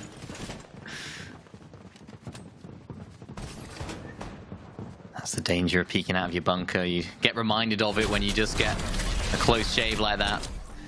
Stingy in a little bit of a disheveled bunker at the moment. Not really too much cover. And especially when there's another player involved, he doesn't want to be inside of this situation at all. Actually ends up just swapping bunkers. So now Stingy's in his bunker and Flobby's in the other. So a little bit of an upgrade, I guess you could say, for Stingy. It looks as though he's a little bit more HP in this one. And not quite in the zone though, so this next rotation is going to be key for both players. Max also looking back inside of his bunker. He's inside of the zone. Very experienced player in Max FN. He knows how to play this very well. Doing so very effectively as well. It seems like so many players are not even carrying assault rifles. They're only carrying these riot shields. And you can see why. He's able to rain down fire, quickly reload, and of course cover themselves as well. Seems like that's a perfect strategy in this endgame. Yeah, everything's shaping up just how it did in that last game. All these bunkers plopped down, everybody with a riot shield in their hand. Stingy, who made it very deep, 5th place in that last game, looking to try and go for even more in this one. Toxic Tryhard has just constantly been on the outskirts so far in this game, and again remaining just barely in that bush.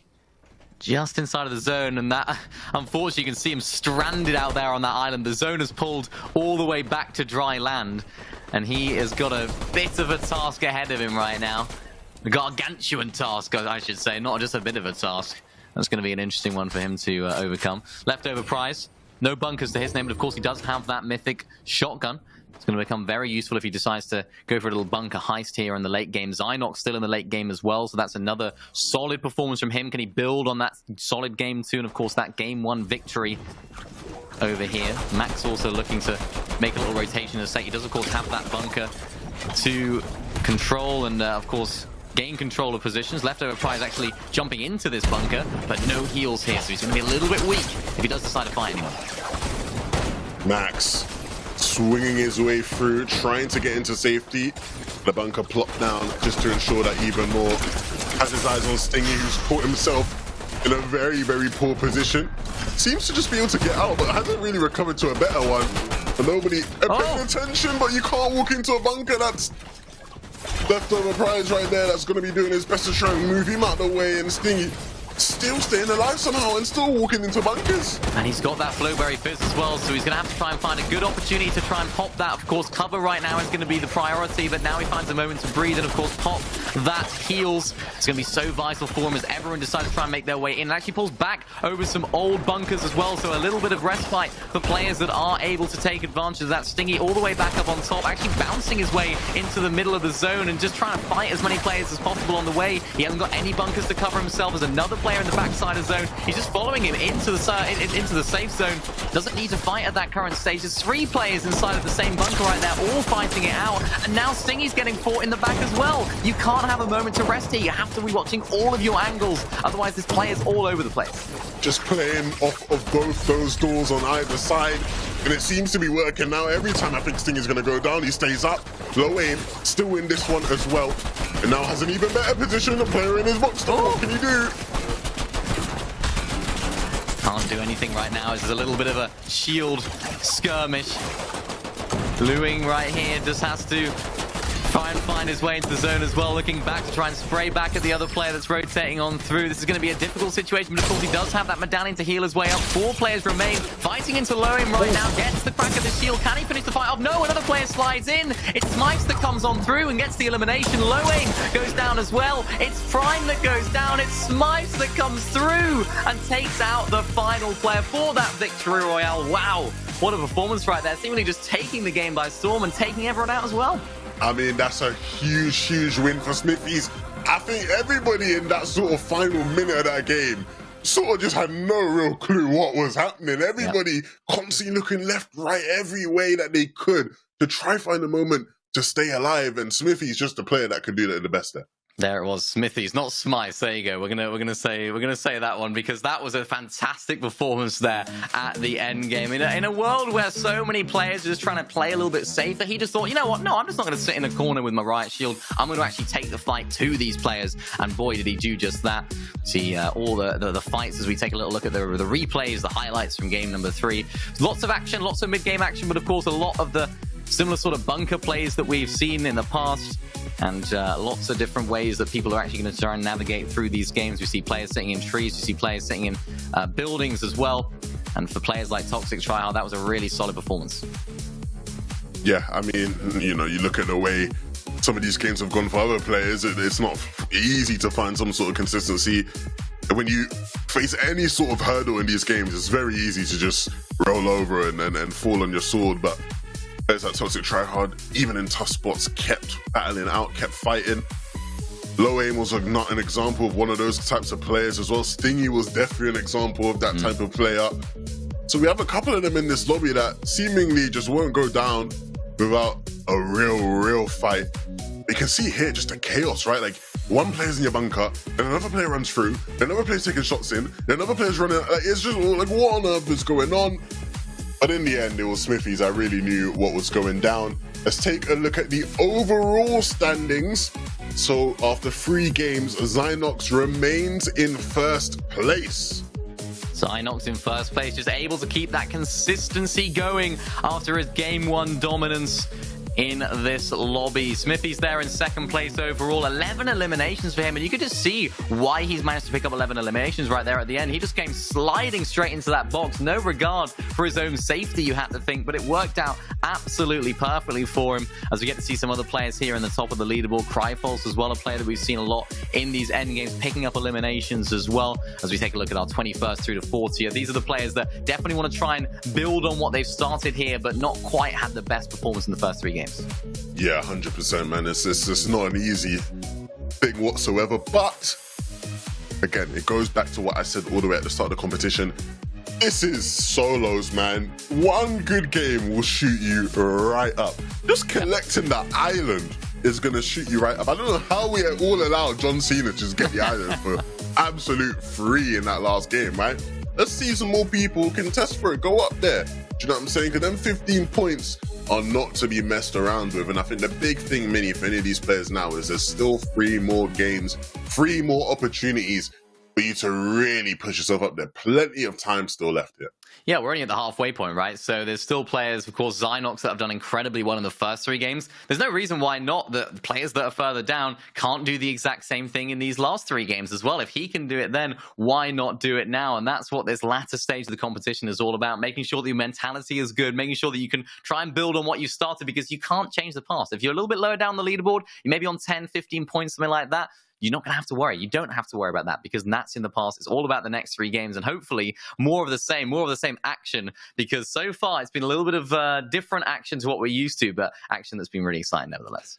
Yeah, and I think one of the biggest things I think we've seen now after 3 games and that every player can learn from is that there is a clear way to play this lobby. Like, there is a very clear strategy to go for in terms of load out, what types of positions you should be taking. Like, the game plan is there. You just have to play it. Yeah, it seems like that's definitely the way. And it seems like a lot of players in the end games are just trying to make the most of whatever their situation is. We see players that one in the top of the bunker, one in below the bunker, almost like a little bit of a situation where neither of them actually want to fight each other because they don't need to, right? They don't actually need to. So it's that moment where they have to play for themselves. It's very easy to get a little bit of a rush of blood and say, right, you know, this is my bunker. I'm fighting this guy down below. But it seems like it's working out for the players that are a little bit more calm, a little bit more passive, and quite allowing those players that are able to sort of share the positions that they're in, because they don't have to fight them all the time. And even players that are in trees, they're finding a lot of success doing that. We saw John Cena inside of the tree there at the end. So some great strategies on show here. Maybe we'll see some more development of that in the last 3 games as well. Yeah, I think the key here is you can't get taken out if you can't be seen. Well, exactly. Right? You know, so hide yourself as best as possible, and that typically is going to work. I think, yeah, we're seeing a lot of, you know, sort of those ignorance is bliss moments from players where it's like, oh, I can't hear that. Oh, there's a guy in my bunker. Couldn't even hear it. No, I had no clue he was underneath my bunker the whole time, right?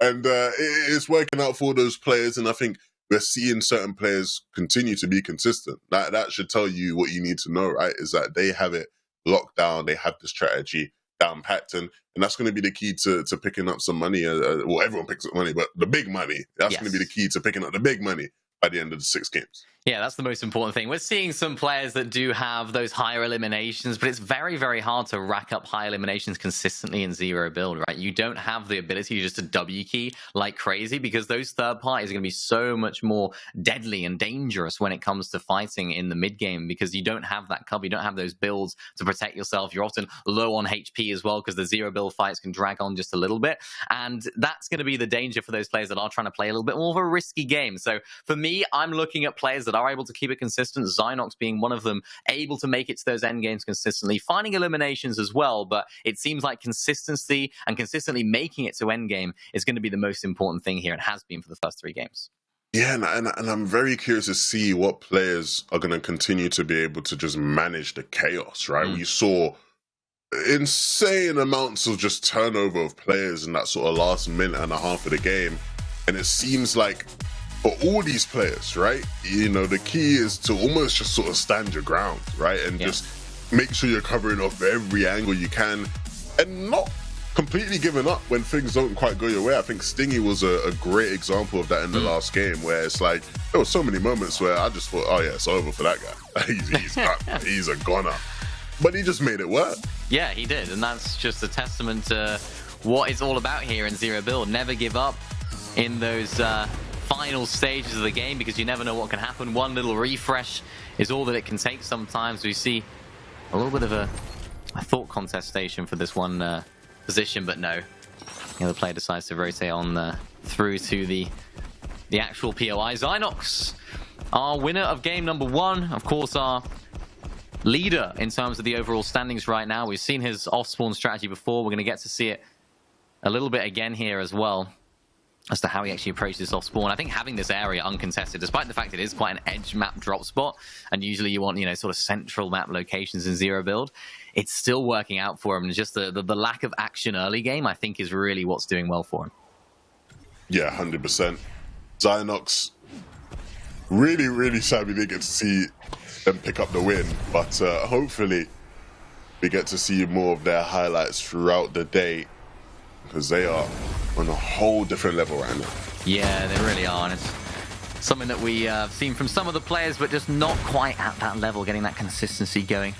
Smithies, though, a player that has been very, very successful in our game number 3. We saw a crazy little play, and it's something that I just didn't really expect at all from the way that he was playing. Able to pick up this fencing field NPC as well. These NPCs can be a little bit of a difficult task to eliminate sometimes, but what we have seen is some players that have actually benefited so greatly from these medallions in the late game.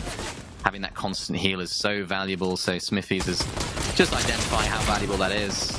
I like this, though. He's not actually just rushing straight in for the golden loot, the mythic loot.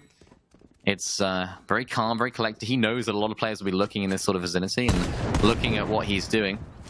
Automatic also is trying to make sure that there's nobody getting up towards his hill. Loadout's looking good as well. No actual AR or spray weapon in the inventory right now. The auto shotgun is the shotgun of choice right now. Just sat on top of this reboot van. Interesting little strategy. Looks like he might be trying to throw down a bunker. And the thing is here, I haven't noticed like too many players having an absolute abundance of bunkers. So what we might be seeing more in the later stage of the game is players that are, you know, trying to recycle as much as they can and make sure they can use that to their advantage. Smithy's able to collect that mythic assault rifle there. And I mean, that mythic assault rifle in Zero Bill, that is the one that you want to be taking, 11. Hey, man. I fell up fencing fields, man. Ah, yes. I love to see it. I love to see it. Of course, he got that medallion as well, so Smithy's is looking pretty strong right now to have another good game here in game number 4. And yeah, just the way he went about getting that was really nice, really calm, really patient. And he's able to continue his looting. Finding that riot shield off spawn as well. It seems like there's so many riot shields despite the fact they're of epic rarity. It seems like they're more rare than a lot of the other items. More rare than bunkers, it seems, for a lot of these players. And Smithy is here with the ideal loadout as we head on up to the lavish lair.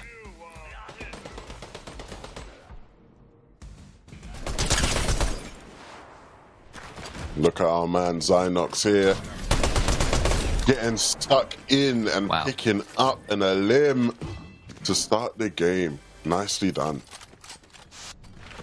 Seems like another player has actually rotated into his drop spot there, if you see on the map on the bottom right. So what he's done really effectively here, he's actually just got in to the drop spot and got out as soon as he's got all his loot, which can be done at that drop spot. So many players will just sort of trundle around and try and find extra chests that don't exist at their drop spot and just wait around for no particular reason, just buying some time inside of the drop spot. But it doesn't actually work too well when it comes to Zero Build, because someone can sneak up on you from afar.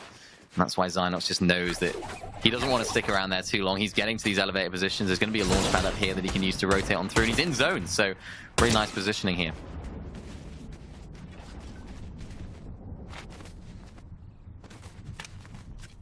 Hiding behind this rock, using it as a bit of cover. Still needs to get his loadout in check, we'll say. I think we all know what we're looking for at this point, right? Auto shotty. Right, shields, bunkers, grapple, shields. We are seeing a lot of people rocking these ARs though earlier on in games, which makes long range ability to fire at people.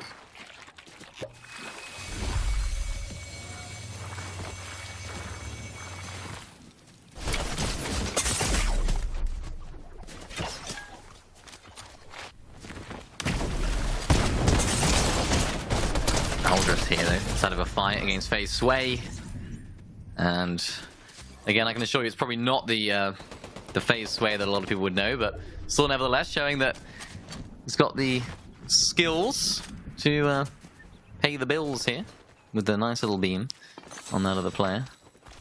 2 eliminations here in this game, going a little bit of a rampage early on. This is what we were talking about before. If you overextend at this stage of the game, there's so many eyes that could be looking away.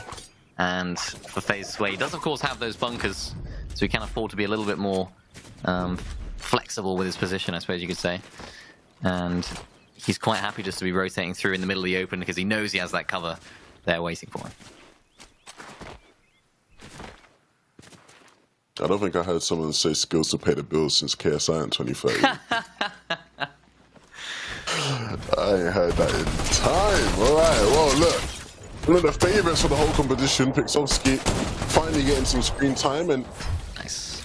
Doing it well, picking up in the limb. It's been a quiet day so far from them, but getting into the fray now here. Just trying to make up for the lack of time. Someone said skills to pay the bills. To me, unfortunately, hasn't quite gone as well, so I need to try and make up for it as much as possible. Cinny, unfortunately, going down. Lobby man making the lobby his. It's Noah who's pushing on through here. Able to carry those big pots. I've seen a lot more people carrying big pots than what we've seen in previous seasons as well. Definitely due to that change in how you can actually consume them. So nice to see that's actually having a really positive impact here. Yeah, big pots are so clear, man. So good, man. So.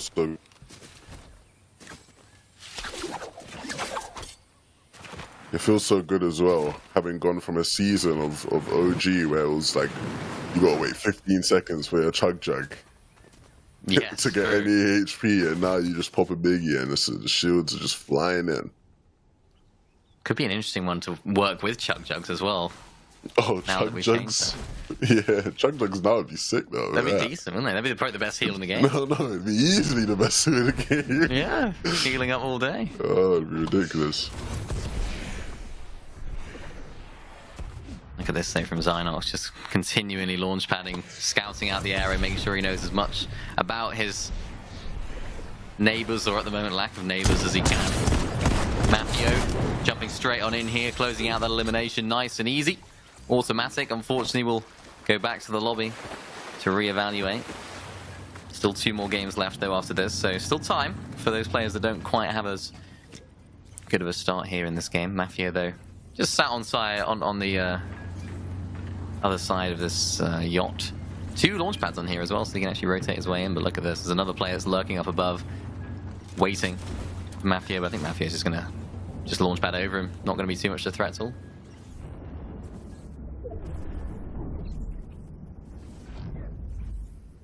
Let's see where he ends up landing as he gets into zone. You see Werex down below. Might have something for him.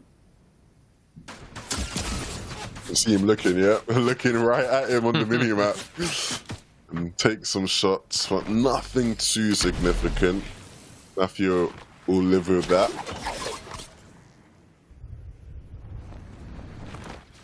It's always interesting to me why people shoot players out of the sky in zero build.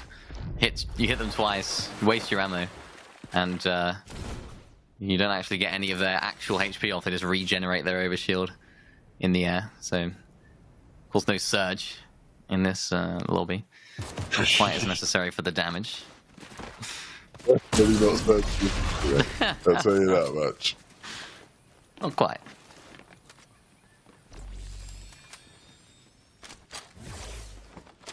John Cena down in the feed. No! Not John Cena, man. Who's going to claim Island now? That's the question. We might see a little bit more contestation up there. I mean, yeah, now the big boss John Cena's out of the way, I think more people will feel comfortable trying.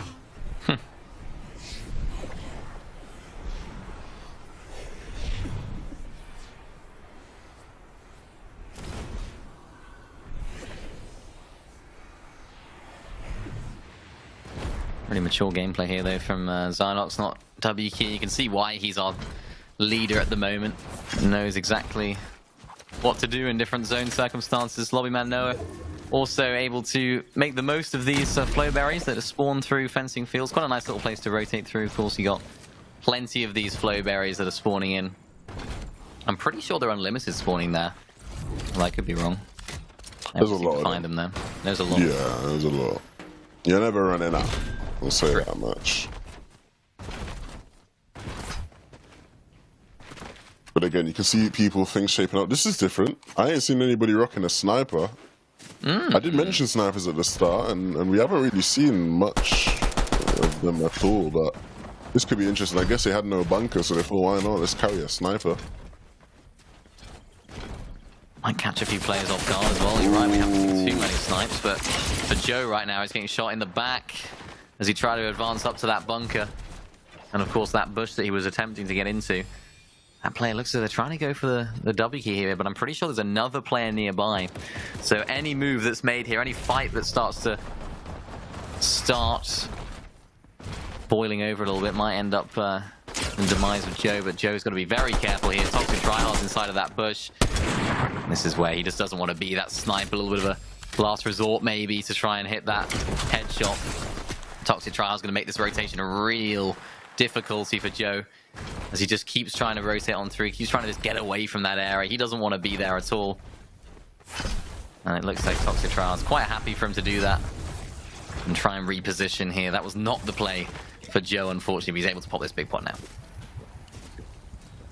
I mean, that shield came very in handy. A lot of shots were blocked by that shield by both players he got into scuffles with. So, just goes to show another reason why it is so useful. Gives you a bit of extra time, extra shields, and of course you have an overshield as well anyway. So, lots of opportunities to stay in the game.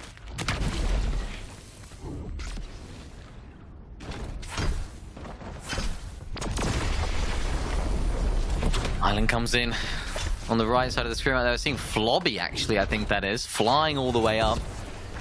So it looks as though he's actually trying to make his way in. Yeah, you can see on the left side of the screen there as well, someone else is actually zip-lining up. So this shouldn't be an easy task for Flobby as he's trying to claim it underneath there. We've seen that being the strat for players that want this island. And with another player up here, you'd imagine that they'd end up fighting for position and for this island. But for now, it doesn't seem to be going that way. Looks like someone else. Yeah, more players getting desperate for them 15 points. This is what I wanted to see. All the players here are quite happy just to let Flobby have the island and not actually go on to the middle. I mean, yeah, they don't have bunkers to actually claim that position on top or even fight for it down below. It just seems as though whoever gets down to that lower section first claims the island for free, no matter how many players are up there. 15 points for Flobby. He will take that. Not too bad. Not too bad at all. Yeah, when you're fighting up there above, it's so hard. It's such an open area, right? No real ways to cover yourself while staying on the point. Swag there takes out Joe. You saw some shots coming in from afar, and that was a difficult fight for Joe. Didn't quite have the heals. Although he did have a nice valiant effort there in that fight, it wasn't quite enough. Swag sitting on some extra shields here. He might just have to pop these and then rotate on through to save all those for the next rotation. But no, there's another player that's looking nearby. Doesn't have any form of cover whatsoever apart from this rock, which can of course be broken. So things could be looking grim here, but Swag is okay. He's safe for now. Just about gets away with that one.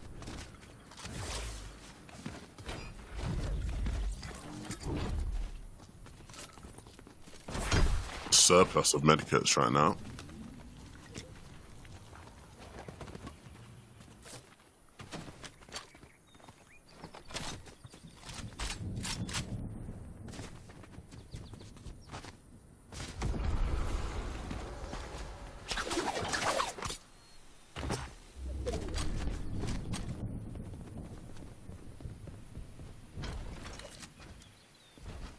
Swag makes his way into this tree as well. This seems to be the time where players do actually end up in trees. Don't have to expend bunkers if they have any. And of course, they're in a nice elevated position. Usually you don't want to be shooting anyone from this position, but can do if need be. Zynox sat inside of this bush. Again, playing things so passively. He doesn't go for eliminations, seemingly unless they're absolutely free. And we saw that at the beginning of the game, a nice early one to get a little good head start on the rest of the lobby in terms of points. But he's just sat inside of this bush right now, even though Zone is quite far away on the other side of the map. He has, of course, got that med kit if he wants to play inside of the storm for a little bit. Just has all bases covered, all potential contingencies all planned out for here. And Pixovsky is also able to be in a decent little position for himself as well.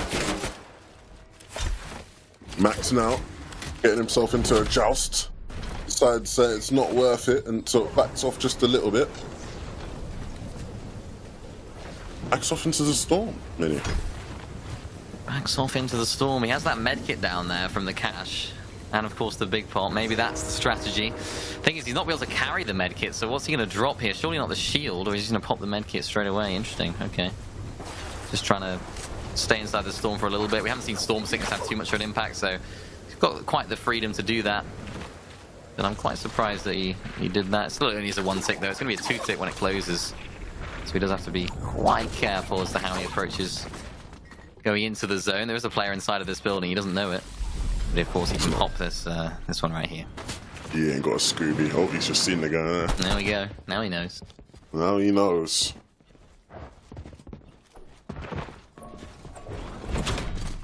I mean, this is a position and a half. Drops down, realizes instantly the danger looming. Now we'll reposition. Here's the player hopping up above him, so we'll move in and out of the doorway, trying to just make sure he doesn't get caught out. Oh my goodness, they're dancing around each other.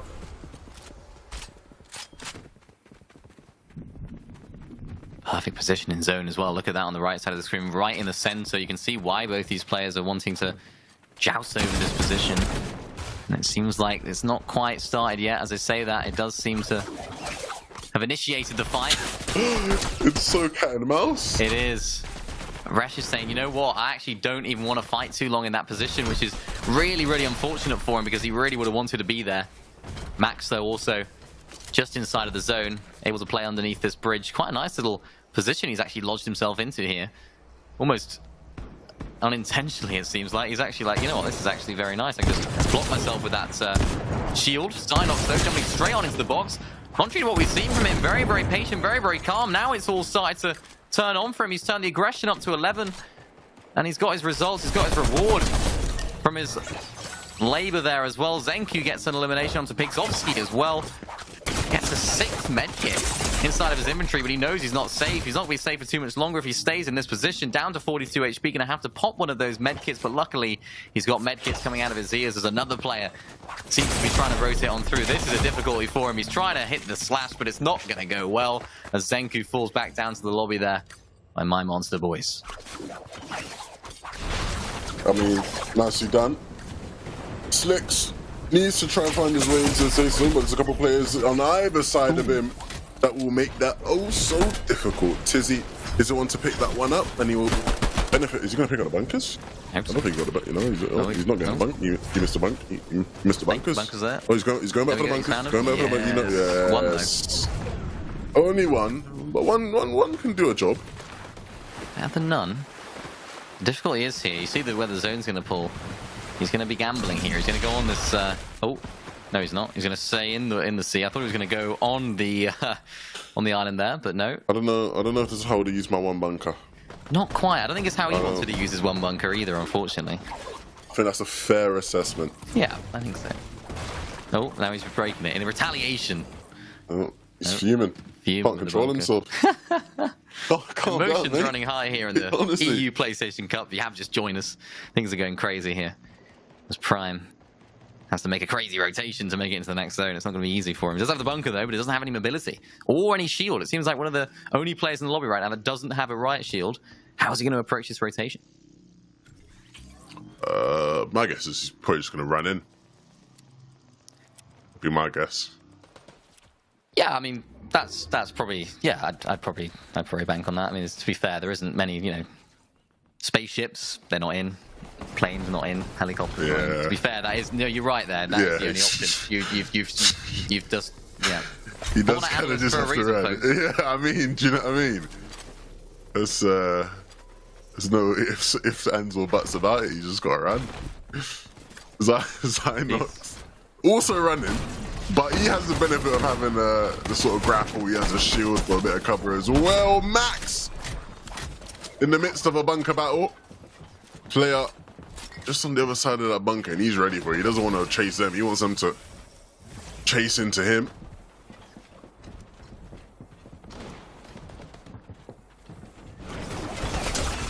Max is quite happy here just to stay below that bunker. Zynox also making a rotation through as well. He does, of course, have that med kit to keep the way up to the inside of the bunker. This is a big situation as our first place jumps straight into the box. Gets an elimination as well to boot. This is a difficult situation, though, because he needs to try and cover himself, but he's very, very exposed here underneath this bunker. No real cover, other than, of course, his riot shield. That was a nice elimination from Zynox. He needs to try and find another one. Another player decides to go on in, but no, he decides to disengage in the process.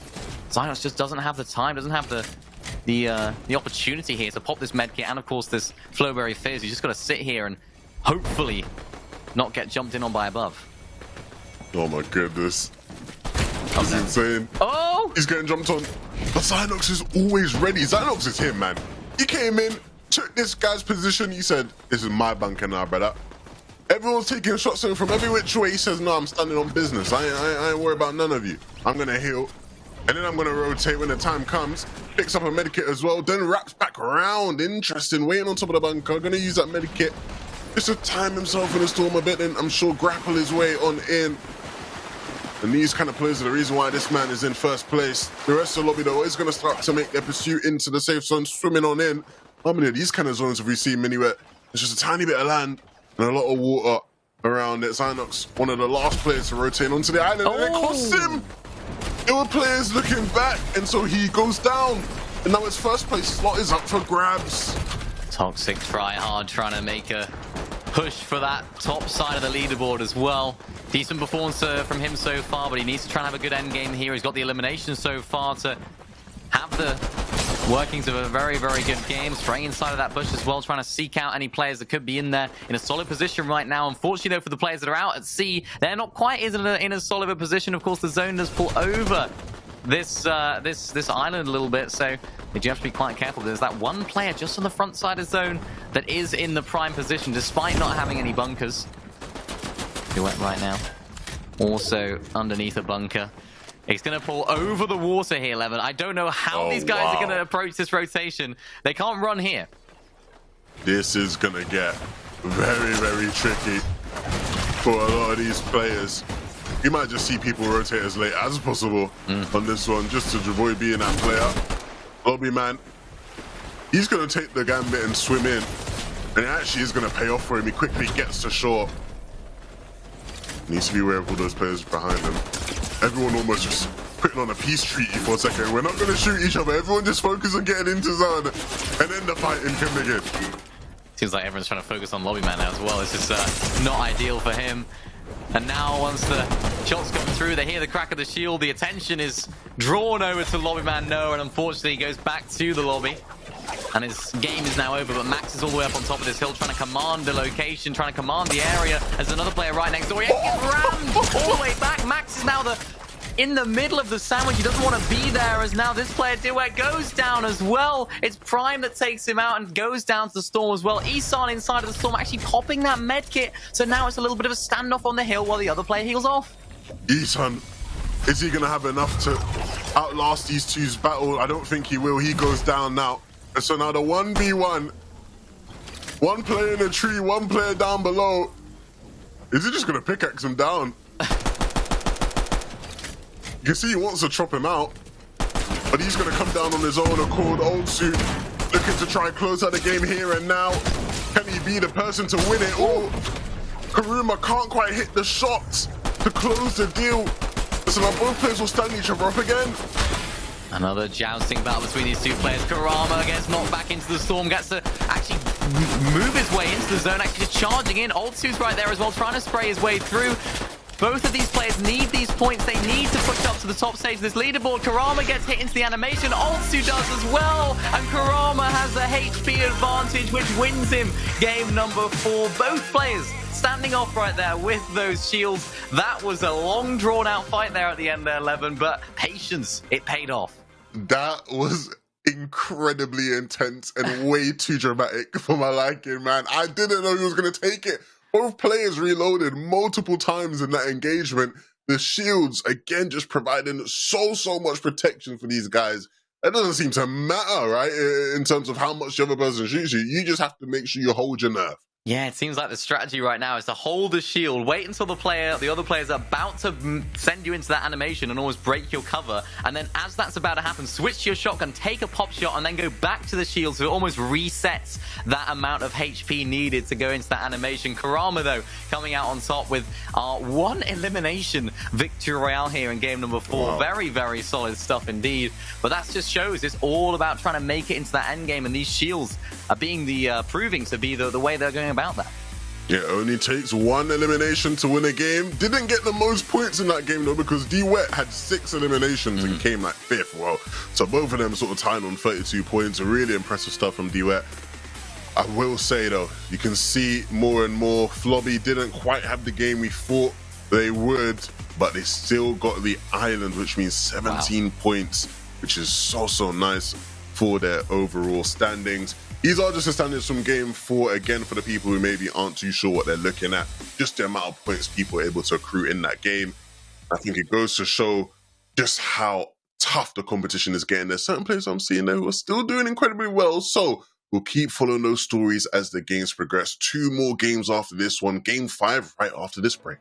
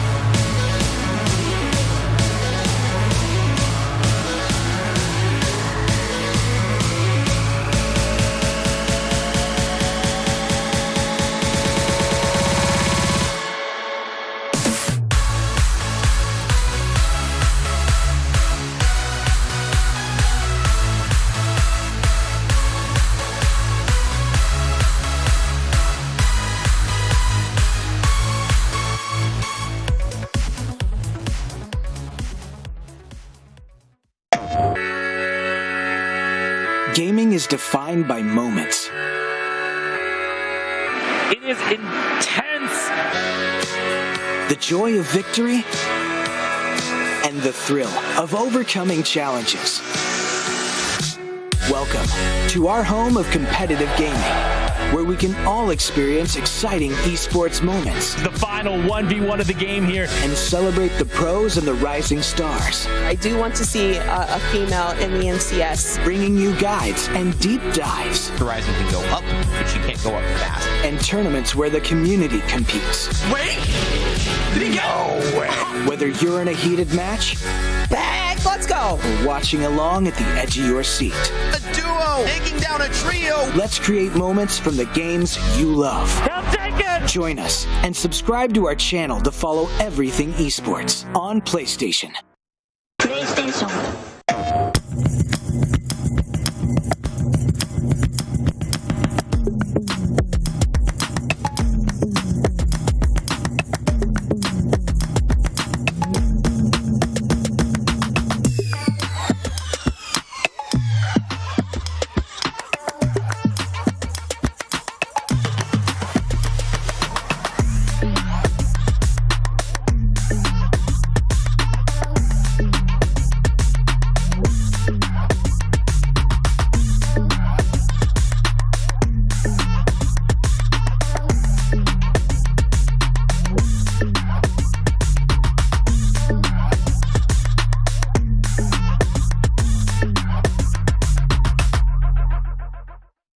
PlayStation.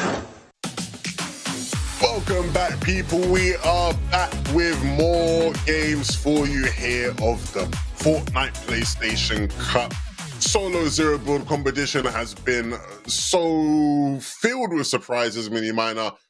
Are you even more surprised coming in? 'Cause I knew I'd face some surprises today, but Yeah. even more surprised than you thought you would be after what we've seen in the first 4 games. Yeah, I think I'm definitely a lot more surprised, particularly the effectiveness and the amount of people that use the shields. I didn't think the shields were that good. I knew they were good. Yeah. I knew I saw a lot of people on social saying, oh, these shields are too good enough and whatever, but I didn't know they were that good. Like, they're actually essential. They're imperative to success in each of these games, and we're seeing it in every single one of them. The shield is so good. It, of course, has a gun on it. You have the pistol, and you have unlimited protection for the whole game. We even saw it there at the end. Battle of the Shields. It's just so good to watch. I mean, it's one of those things where it makes perfect sense, right? Sure. Zero build, the story of zero build Fortnite so far has very much been what items can we get to provide protection, right? It's why bunkers are so strong. And you're telling me we got an item that allows for mobile protection, like on the move protection, and I can shoot back with it? Unlimited Come on, as man. well. It's unlimited, bro.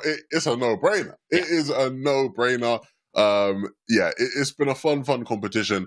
A lot of these names now, as we head towards the last 2 games, are very, very much starting to sneak up there, right? I think we saw Isan in that last game come 3rd place, and he was already somewhere in that top 5 on the overall standings, right? So this is clearly a player now that is like trying his best to try to take home the whole competition, especially after Zynox went down a bit early there. Yeah, definitely. It's going to be closing things up a little bit on the top end of the leaderboard. It's going to be making things a little bit more close. And every single point, every single elimination, every single Rift Island captured now in these final 2 games is going to mean just that much more. Of course, Isan, you were talking about in 3rd place that last game. He actually had 0 eliminations as well in that last game. So it just shows consistency, and placements is where it's all at. 100%. 100%. Let's see who it's going to be to come out on top here in this next game. The players are ready. The battle bus is loaded and filled with all these different competitors. We're going to see an off-spawn fight here. Looks like we will. Zapotoz is not going to be the player to come out on top, though, and so it is D-Wet who picked up the most limbs last game. He had 6 last game all by himself. And now, another opportunity to run it back, pick up even more points, Mini.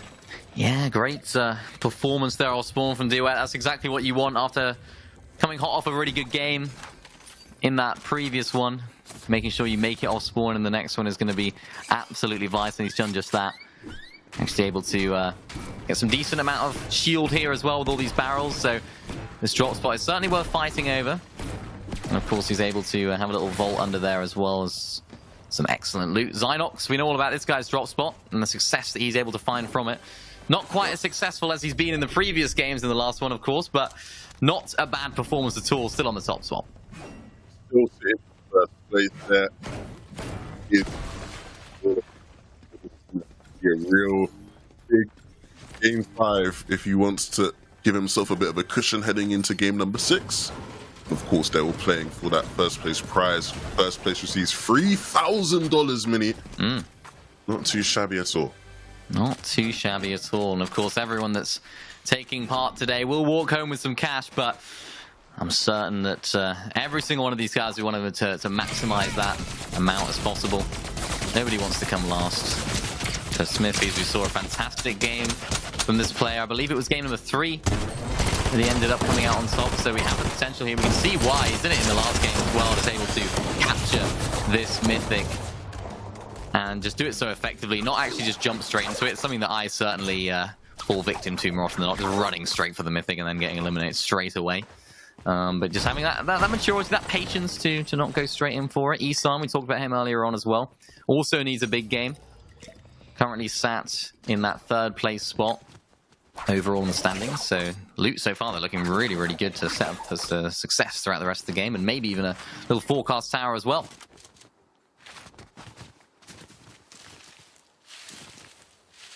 Yeah, Isan, one of those players that has definitely been incredibly consistent today, and is going to look to try and do his best to overcome this hurdle in the last game.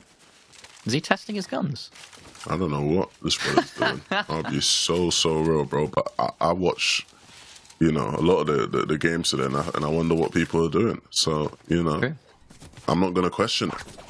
It's been working for him. I say that. Sometimes you just got to make sure. Mate, it's no build.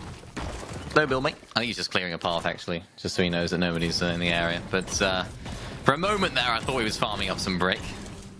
Maybe. Well, there is somebody like behind him. You see that? Yeah. I see. I don't know if he's spotted. Yeah. They won't cross paths though.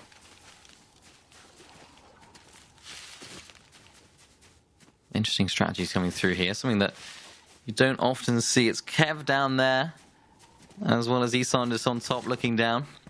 Trying to claim this position, of course, claim that that forecast can be so vital, especially in the zones we're having. They seem to be so treacherous for the players in the end game.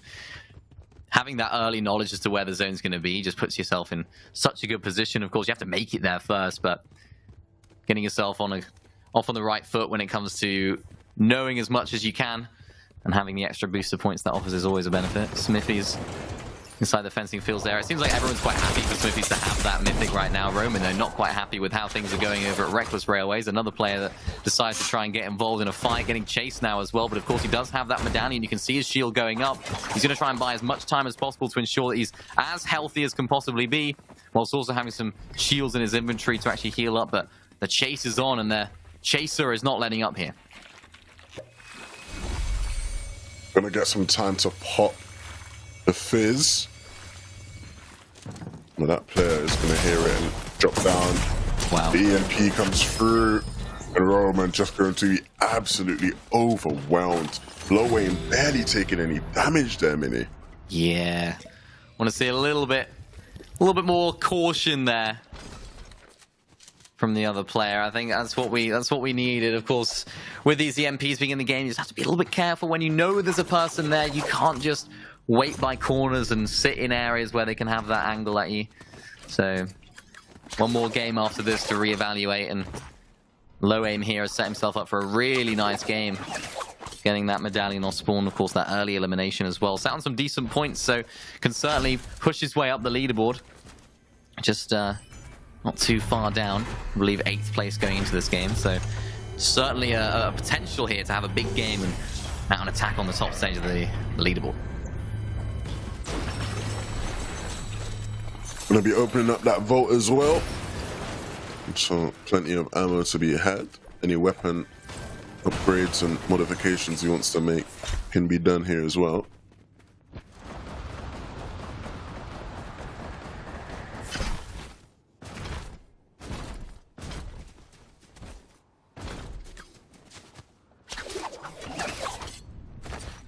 Fox Shane with some really great loot as well. I mean, I'm liking what I'm seeing here.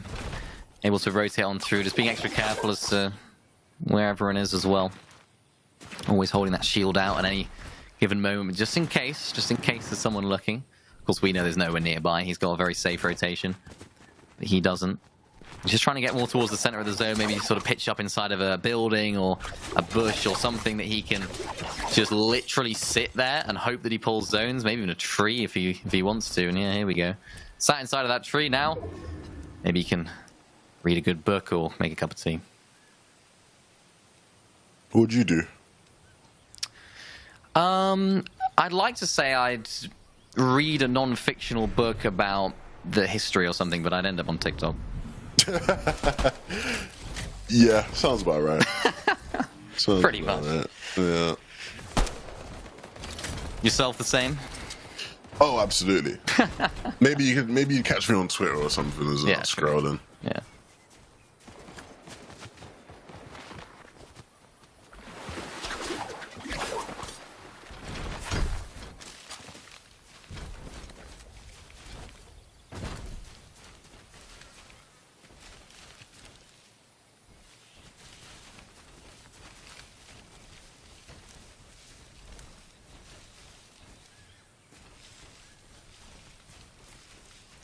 It's the stage of the game where we just see so many players just sort of doing absolutely nothing, really. Just sort of sitting inside of the bushes and hoping that the zone pulls to them. Let's rate everyone's bushes positions. What would you rate this bush? 1 to 5? 1 to 5 for Cryfalls, based on position only. Yeah, rate, yeah. I'd say it's like a 2. Okay. Close to a POI, people are going to rotate out there. Quite low down, you know, it's not on an elevator position. So yeah, that's a 2 for me. Okay.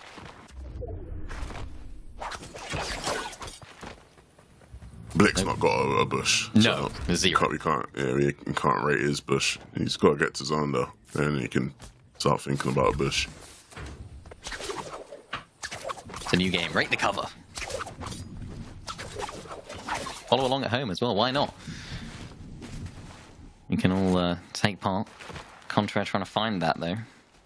There we go. There's another bush to evaluate. What do you reckon? What would you rate that bush? It's your turn.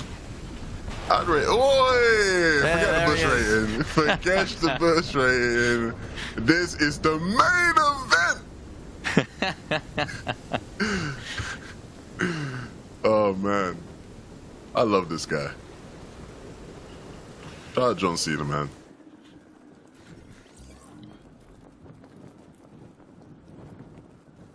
Bit weird to see a glider with no one on it.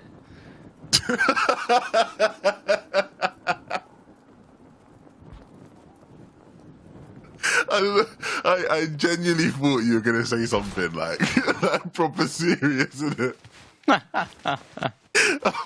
I really thought you were going to say something like, you know, just give us some deep analysis. I should have seen it coming. My bad. I should have seen it coming. John Cena got taken down a bit earlier in that last game. It was a bit disappointing for all of us. I want to see John Cena win a game. That's all I really care for. True.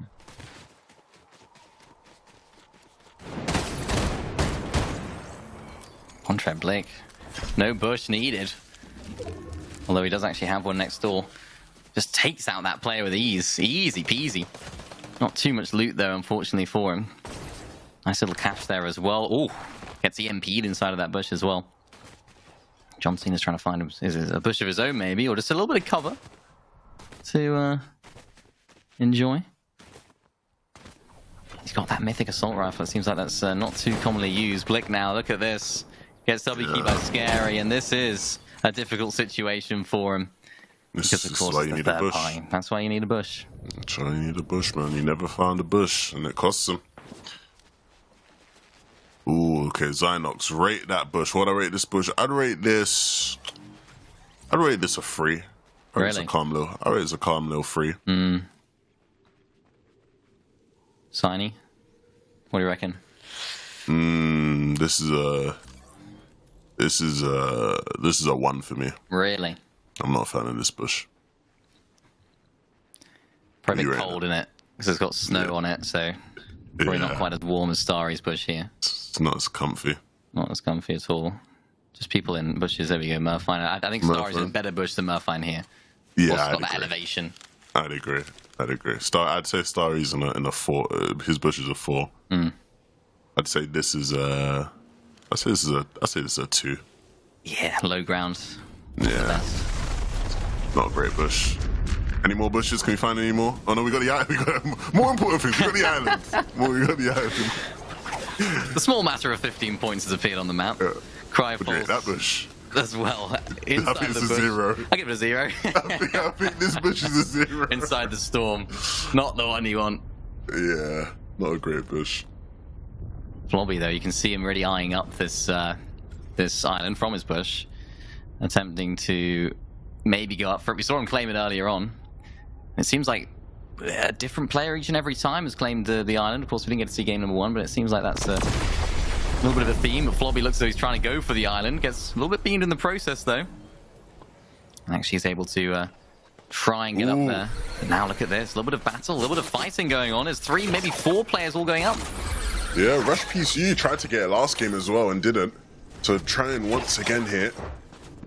See if anybody else really is able to claim it. You got to get down underneath. You can see already so many people up here, especially in comparison to what we've seen previously. Flobby trying to gain position. Needs to be careful. He's getting shot at.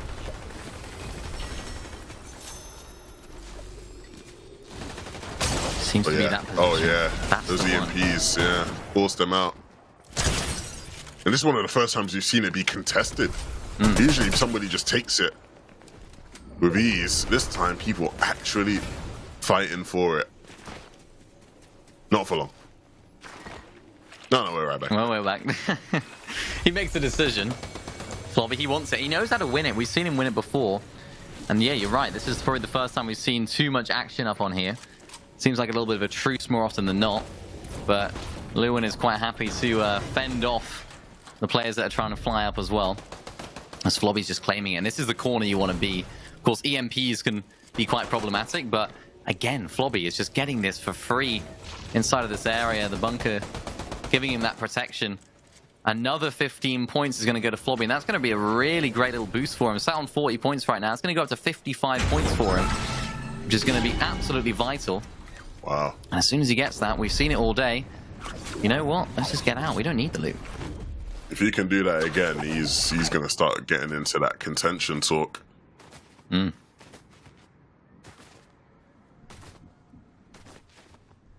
Cena gallivanting around the lobby. Not quite sure what he's looking for, but I was going to start thinking about potential cover. He's sort of just out in the open here.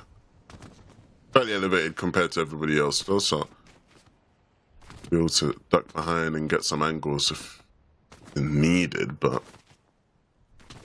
I don't see the plan here for Cena. All the way up on top here. Nice elevated position. Max trying to rotate his way in. Haven't seen too much from Max, but he's been slowly keeping up the points and making sure that he's climbing the leaderboard. Has been very dominant in previous events. Console, 0 build specifically. Always see him playing in all the different regions to make sure that he knows how to play.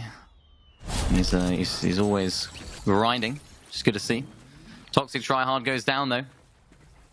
Barter, I believe, takes him out there.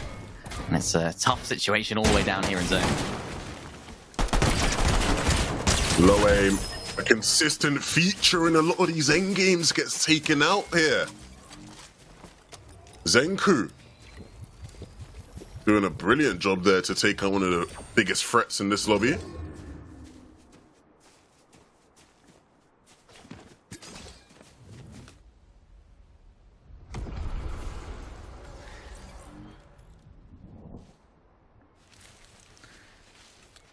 Cynox, our leader, going into this game. This is a big game for him.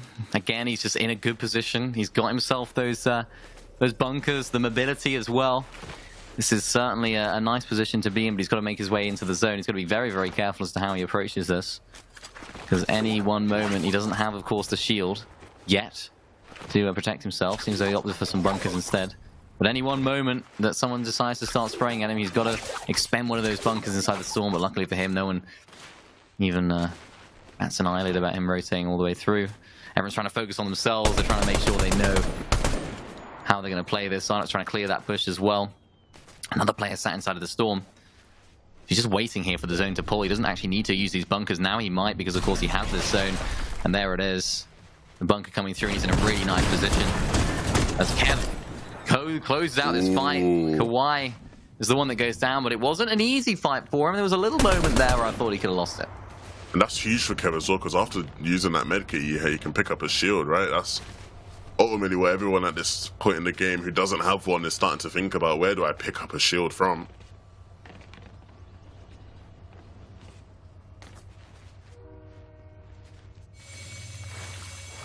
I back Zynox though to pick up a shield later on.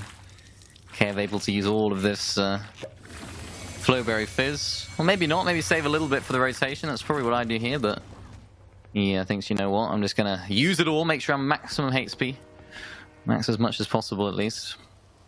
As Zynox now actually goes in for this fight, closes on through. We know he needs that shield, actually closes into Kurama here. This is a big battle against two of our top players. Kurama actually tries to escape. Zynox hits a little beam right there. And he's actually above the Storm Surge threshold level. We have Storm Surge right here. In here. I can't believe my eyes. Oh no.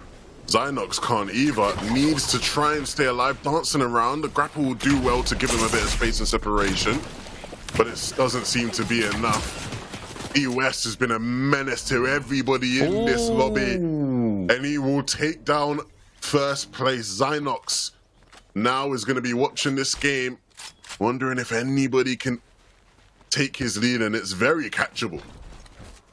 100%. 83 points going into this game, I believe it was. 77 was second place Smithies. Isan on 74 in third place.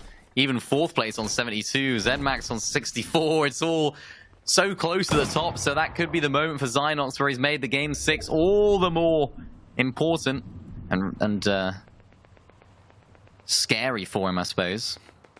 So you see lots of these players pitched up next to this building, trying to just squeeze as much cover as they can out of this area. Even Tizzy underneath the bridge, just Cryfalls now gets on the aggressive against Jolty. Really nice connection with the shots. Has the HP advantage, charges on through, tries to connect with his shotgun shots. The tree's going to be covering him for now. Can't quite hit the shots with a pistol. Can he hit the shots with a shotgun? He needs to try and get this fight closed out quickly, otherwise the third party's going to look over, and that's exactly what happens right there. Jolty does pick up the elimination credit, but at what cost? 6 HP. Another player comes on through, but it doesn't matter, as Jolty has the answer. Sorry goes down. Is another player to come on in, but it's unfortunate for Jolty there because he had such a valiant effort.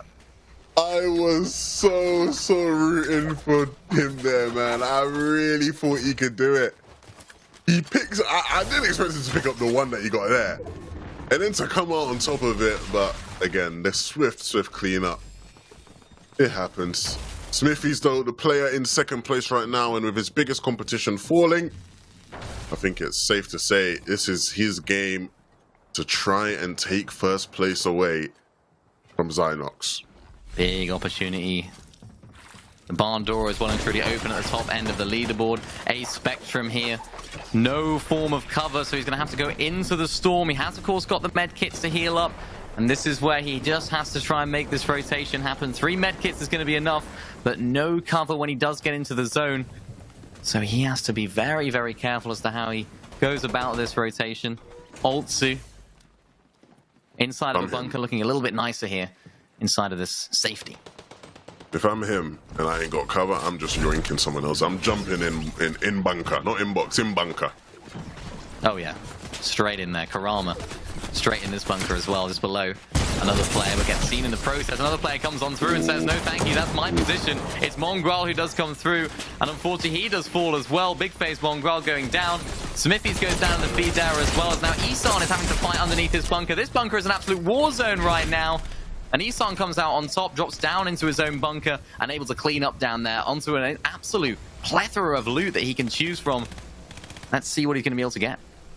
Isan so composed, even in the most chaotic of situations, and that's why he is sitting in third place so far today.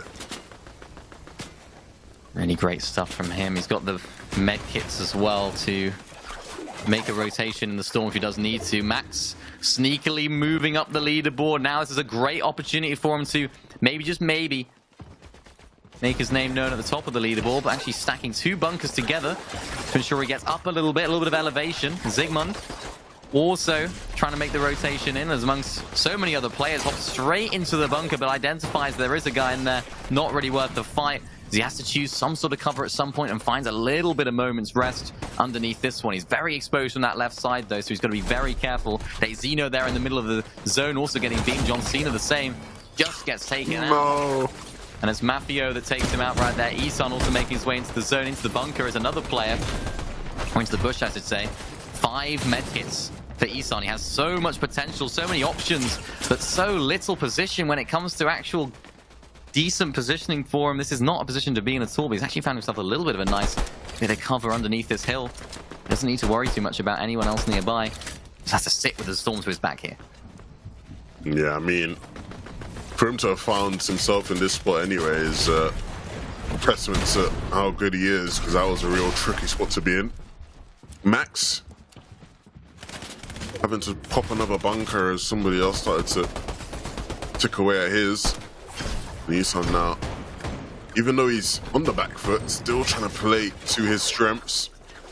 Mafio, he's turned heel right now because he's taken out John Cena. And the crowd won't be too happy about that one, but we'll see whether or not he can use this to go on a championship run. It just seems like it picks up another tag to his tally. Will he be able to get a sick fear? He's looking for it. Wow. Big crack there. And needs sometimes use the big pots, but he'll get it on the train tracks here. Is he going to use the time? He spotted someone, and then he didn't quite go for the big pot. Maybe he could have snuck it in. Now that means when he lands here, it's going to be that much more awkward for him. 2 players beneath him, another player in front of him, up in his face now. One jumping around. I don't know who is going to be the one to actually start taking shots. So it seems like nobody. He's still going to get time here.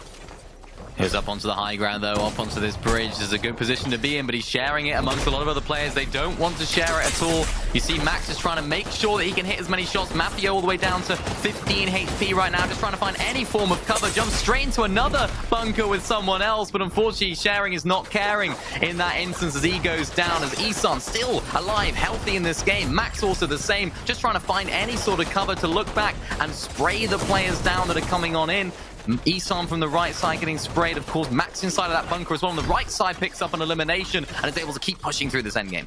And this is huge now, as Max tries his best to try and recoup as many points as possible through eliminations. Isan, though, just doing what he does best, staying ahead of everybody, making sure that he's in the better positions, but it actually gets caught out, and so that means just maxing out on our screens here with 2 HP. Can't take any more ticks to the storm, can barely afford to take any damage from any of his peers, and now charging at his opponents, but it costs him his life. And so Kevin PCU will benefit from that one. That's 3 on the game for him, and he keeps looking for more. 4 now.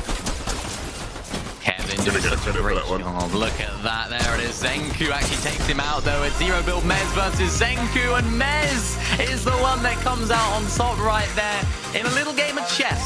Right there at the end, when every single player's got their back to the storm. Nobody wanted to make the first move, but Mez was the one that makes the final one. The all-important final victory royale elimination, netting him game number 5. Towards the end there, I couldn't even tell who was getting the eliminations. It looked like one person was getting them, but then there were so many different people taking shots, so it was just all over the place. A big, big game for Mez. That's the kind of game you want to have going into game number 6, right? As good as it gets. 6 eliminations and the victory. That's a huge coup for him. Huge, huge, huge indeed. And that was a really, really difficult zone. The way that played, of course, going up, over, through, of course, the hills, and, of course, the bridges as well that had a part to play. As we look at the highlights from game number 5, of which there were many, we saw so many crazy plays from players in the mid-game, and even a little bit of a change up on the top of the island here. A little elimination we actually missed just on the side of that island. So much action, and maybe that will all start to boil over as we get into game number 6-11. Yeah, I expect it to continue. That last game, there's going to be so much desperation, right? It's going to be one of the best ways to actually move yourself up in the standings. Everybody gets money, but the money is different depending on where you are, right? You want to try and push yourself up as best as possible. So I expect the island fights to get even crazier, but even towards the end game, and that end game was, again, a different one in terms of the zone from what we've seen in previous games. I feel like a lot of the result of it was still the same. Crazy comebacks, crazy survival runs, and a crazy finish to end it as well. But all the suspense is there. Not as long of a joust as we saw in game 4, but still a very interesting one, and a big play from Mez there to ram his opponent into the storm and then to pick up the dub. 42 points from that game alone. Yeah, really great stuff. You can see that 6 eliminations for Mez. That's what it's all about. 12 points from those eliminations alone. Of course, 30 placement points coming home with that victory royale right there. Pretty standard stuff at the top of the leaderboard, but I have to give a shout out to Kev right there, who did such a great job when it comes to the eliminations, as well as some decent placement, but just couldn't quite make it happen at the end. 5 eliminations, though, getting 10th is not too bad at all. And this is really where things start to get crazy for players that are a little bit lower down on the leaderboard. Of course, for those that are wondering, this is just the results. It's just the standings from game number 5. The overall leaderboard, I'm sure, will be shaking up to be something really exciting. And we see John Cena there having a decent game there in 28th. Always good to see. Yeah, shout out to John Cena, man. That's my dog for real. Want to see him continue to do well. I will say, right, use Mez as a reference point. Mez came into this game with 26 points and just picked up 42. If my maths is correct, that means he had 68 points. Coming into that last game, 68 points would have put you in the top 5, Minnie. Yeah. Right? Yeah. And he was way down there in the standings, right? So it just shows one game can turn your tournament around in crazy proportions, right? So for anybody that is way down there, use Mez as an example. You have a massive chance to come back. If you can have a big game and probably get the island as well. The island is a big one, right? If you can get the island and then have a big win, oh my goodness, you're going to be feasting by the end of the day. I mean, if you get Ireland and the victory, that's 45 points without any eliminations. So if you can just mount some eliminations on there as well. Take Mez for an example. As you mentioned, he was down on the leaderboard. We spoke so much about it. One big game is all that you need. One victory royale, and you can really just rocket your way all the way up on the leaderboard, all the way up on the standings. For Mez, if I'm thinking right now, I'm going to be full of confidence. I'm going to be feeling like, yeah, you know what? Let's just do that exact same thing again. And it seemed like, although we have seen a lot of those sort of shield plays in the end game, it seems like a lot of players now are opting to go for that sort of dash, that sort of ram aspect of the shield, and actually push the players into the storm. We didn't really see that too much at the beginning, so we're almost seeing a development in the meta in this very cup itself. So that's what was key to Mez's success right there, and I'm sure we'll see more of that in game 6. It's a good strat. Yeah. Like, ramming your opponents into the storm like that, it genuinely works. It is effective, and so yeah, I expect to see a lot more of those plays being made in that last game and in the future of Zero. But look, you know, there's going to be more competitions where people will learn from this experience here as well. I think one of the big things, right, going into that last game is holding your nerve, especially off spawn. We've seen a bunch of different off spawn fights take place, right? No messing about now. You ain't got another chance after this, right? So you really have to make this one count. If you are a player that's been having a bad day, or maybe is contested in your high up mini, do you disengage? Do you completely just avoid fighting off spawn completely? It's always tough, because when you're in that position, not that I'm in it very often or at all actually when you're leading a competition, is that it's one of those where you want to try and stick to your guns, but then you also have in the back of your mind, what if things don't go right? Off spawn can be a little bit RNG sometimes. What guns are you going to get? Of course, are you going to get the shields off spawn? There's so many factors that could throw your game. I think you just have to evaluate it when you're dropping in. Do I have a better drop than this guy? Are the Fortnite gods in my favor when it comes to the loot? Is things working out? And then maybe try and play the fight a little bit slower and disengage if you don't quite have the loot. If things are looking good, though, why not try and fight off spawn? If it's working so far today, then you have to back yourself, surely. Yeah, I think momentum plays a big part in that as well. And I'm sure we'll see something ridiculous. It's unexpected. It's the tournament of unexpected proceedings. We'll see something crazy happen, I'm sure. I am very excited about a potential island fight, though. That's the one that really has got me excited, because what we saw in Game 5 was the most chaotic we've seen. You know, we even saw Storm Surge in that last game. I was definitely not expecting that. That was not on my bingo card. So, yeah, definitely this last game is a lot of expectations riding on it. Yeah, it certainly is. And I think what we've seen so far from that island fight in particular is that one corner that seems to be the one that everyone wants to try and get underneath, right? If people aren't willing to expend their bunkers, it seems, on top, you have to try and fight for that area down below. And in that last game, for the first time in the entire tournament, we saw someone actually counter that strategy by using an EMP, throwing the EMP in there, which forced the player on out and allowed them to go on through. And that seems like it's going to be the strategy. So knowing that, maybe we'll see some players doing that, or of course, maybe even just spending some of their bunkers on top to just claim that for as long as they can. Maybe even some heal-offs in the storm with the med kits. If all they need is a few more points, they might seem like that's the best option. I'm yet to see that in too many of the zero build games, but there's so many strategies that we're yet to see that about that. 100%. And if there is anything else you were saving, now is the time to use it. Game number 6 is loading up. And it's been quite the journey to get here. We've seen highs and lows, ups and downs from all the different players in this lobby. But now this is the one that settles it. Who can walk away with that first place prize? Zynox, Smithies, Isan have all been fierce competitors. Those are the top 3. Those have been the leaders for most of the day. But coming into this last game, we're looking at the likes of Isan, Max, Zynox and Smithies, and even Zenku in 5th place to really now hold on to what they have. And Isan, the first place player right now, 96 points. He has a 7-point lead, Mini. Do you think he can hold on and win the whole thing? I think from the way he's playing, certainly I do think he can do that. He's been very consistent bar one game. He's had an 8th, a 35th, which was his bad game in game 2, 13th, 3rd, and another 8th in that last game. So consistency when he gets to that end game seems to be really, really strong with him. And that's not easy to do. It can't be understated how difficult that is to do in zero builds. And he's not even getting eliminations whilst doing so. So if I would choose a player that I'm likely to see in this end game, it's going to be Isan. Of course, Max, though, has a part to play as well if he can make it off spawn here. Has, of course, got that shield, but the other player is just not a challenge whatsoever for him. And that's what we're talking about. Off-spawn battles. Do you still go for it? Max has got nerves of steel here. He's not switching up at all. Max is a real gunman. That is a player right there. Do you know what I'm saying? This is a player that has snuck up on the competition a bit here towards the end. First 2 games for Max were 18th place and 38th place. The last 3 games for Max have been an 8th place 3 elims, 5th place 5th place 4 elims, and another 5th place 3 elims. Like, this guy is on form right now. And if he was to come and win the whole game, that would be quite the comeback. I mean, yeah. All he needs is another one of those 5th place and maybe 6th eliminations, and he might just come out victorious here in that you ain't gonna do me tournament. Like that, bro. Smithies again, another one of our players that we have to talk about because he's up there in contention. 82 points you can see on the screen. 96 points is the current threshold that Isan is holding for first place. Big, big, big opportunity for everyone down below. Zynox just kept the tournament interesting with that last game. 54th, his worst of the day. He's actually just been on a downward trend all day when I'm looking at his match history in Zynox. He had a 1st, 6th, 16th, 24th, and then a 54th. So hopefully he can just pick himself up because mentally that's going to be so difficult for him.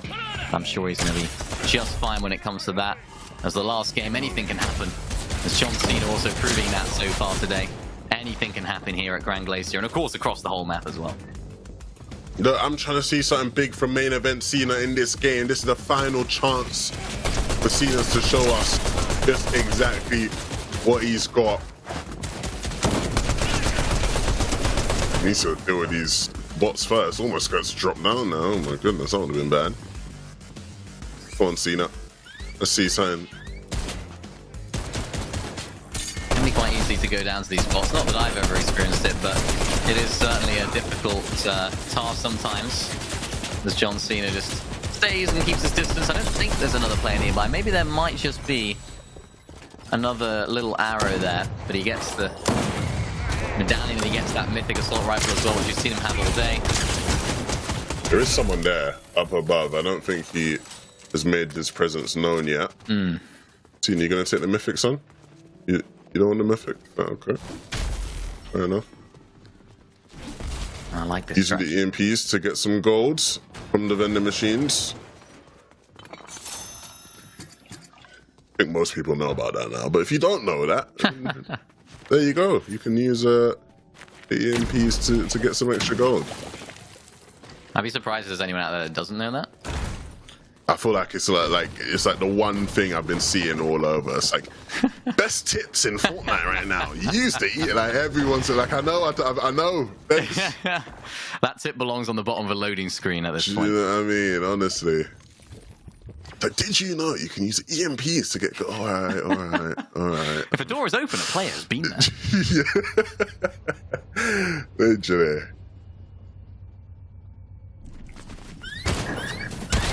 Ooh, this isn't where you want to be if you're Cyclone. It's best to sort of just scurry about but cut off. Oh my gosh, the cut off. Blick with a pretty nice limb for Contraire Blick.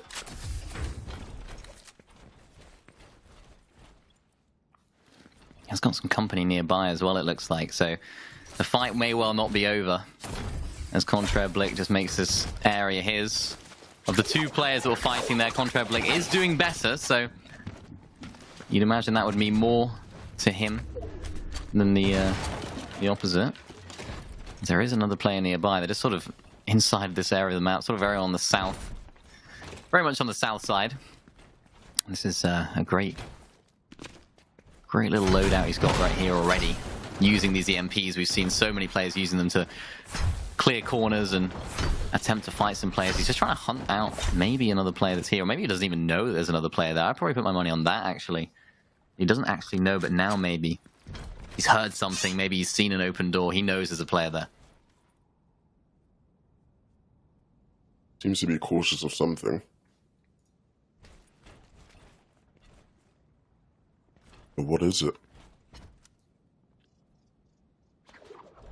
Oh yeah, he knows for sure. He doesn't want to make a wrong move either, because one wrong move here, 11, it could be disaster for him at this point in the tournament. 50 points is not bad at all. Puts him in that sort of top 15 mark.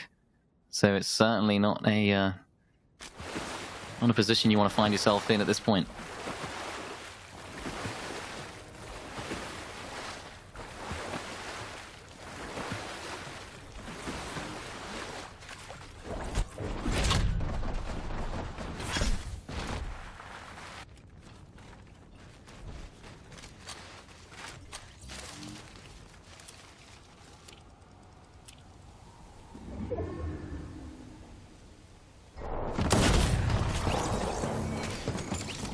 No, Graham. Unfortunate there for him going down. Cine also picking up another those eliminations today. First of the game. And able to heal up using that Flowberry Fizz. Liking the loadout so far as well. He's got 3 bunkers, which is going to be so great. Moving into this later stage of the game. He needs a big game. We spoke about players that can just make us charge to the top of the leaderboard. Cine is certainly one of those. And definitely needs a bit of a boost to his points. Maybe we'll see him go for the island. Why not? It's worth it going into this last game, I think. He's got such a good loadout as well, though. He might just try to play it safe. Would you rate this push? It would have been a 2, but I think because John himself is in it, I think it just increases the racing. You know, it makes it that much better. So 5 out of 5. But isn't that a bit redundant, though? But does he need a bush? True. You know, it's double protection. It's like using a shield inside of a bunker. You don't need to, but it's just good to have. Yeah, fair enough. Good reasoning. Zenku, another player that sort of sneakily made a rise in the standings. In some of these games, has been responsible for taking out some of the higher point players in the lobby. We've got John Cena, we've got the Legend Eliminator in Zenku. A whole bunch of characters popping about.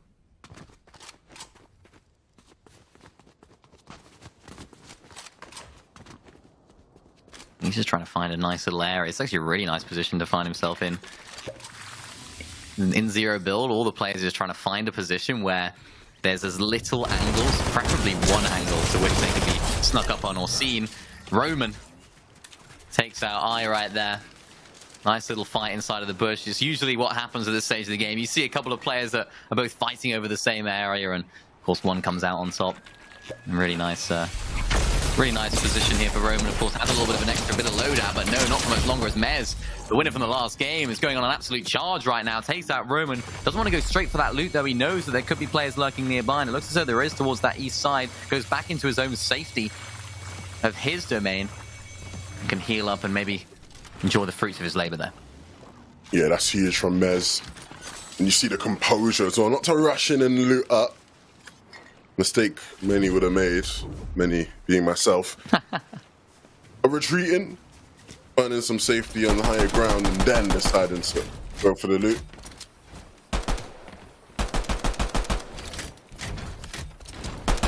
Big game for Zynox, though. This is going to be a massive test of what he can do. I mentioned it earlier, he sort of was on a downward spiral today in terms of placements. This is the perfect time to switch up that trend and try and find his way back in that top spot, where you'd definitely argue he belongs, looking at his particularly first two games, in terms of placement and performance. Really solid player. Just has his game plan down to a T. Really fundamentally sound when it comes to how to play zero build. He knows every single aspect. Resh is also just spectating from this bush, not wanting to make too much of a play. But even if he does peek here, I just don't think it's worth even shooting at Zynox, because of course he has that shield. Zynox knows there's a player inside of that bush, must have seen him go in there. Now he definitely knows he's getting sprayed from that angle. Decides to disengage. He doesn't want to try and fight here, because of course if he does get beamed, there's that player in the bush that's just lurking nearby. No. There's always a player in a bush lurking, that's the problem, innit? And Zynox is going to pay the price. If he was to go down here, it would be tragic. Spent so much of today in first place, leading the way. Finally lost his lead after the 5th game, and now potentially wiped out of contention to winning the whole thing. Can he win this fight? That is clutch right there. Zynox with a huge limb to stay in this tournament. Huge elimination for Zynox. The story's not over, though, as there's another player that rolls on through. Now Zynox is the talk of the town. Everyone's trying to get a shot at him. And there's so many bushes that so many players are in. He just can't catch a break right now. There's another player in that bush next door. He has to try and find a way out of here, because if he wants to get into the top of the standings here, he needs to have a good game. And the moment where Zynox needed a good performance here, it's all starting to go wrong for him. Used all of the bunkers that he had. The shield is looking low. He's running out of floppers as well. But he's able to find a little bit of safety inside of this house. And this house could just be the perfect safety net for him here. Huge couple of minutes for Zynox's tournament. But he's handling it with poise.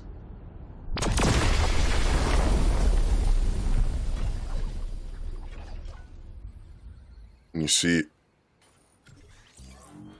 all the players hurtling towards the island, looking for those 15 points. Flobby in the distance, not quite off the mark this time round. He's had it the last 2 games in a row. Finally does make his way up top, but will be met with a shotgun to the face and forced all the way back down. No island for you today, Flobby.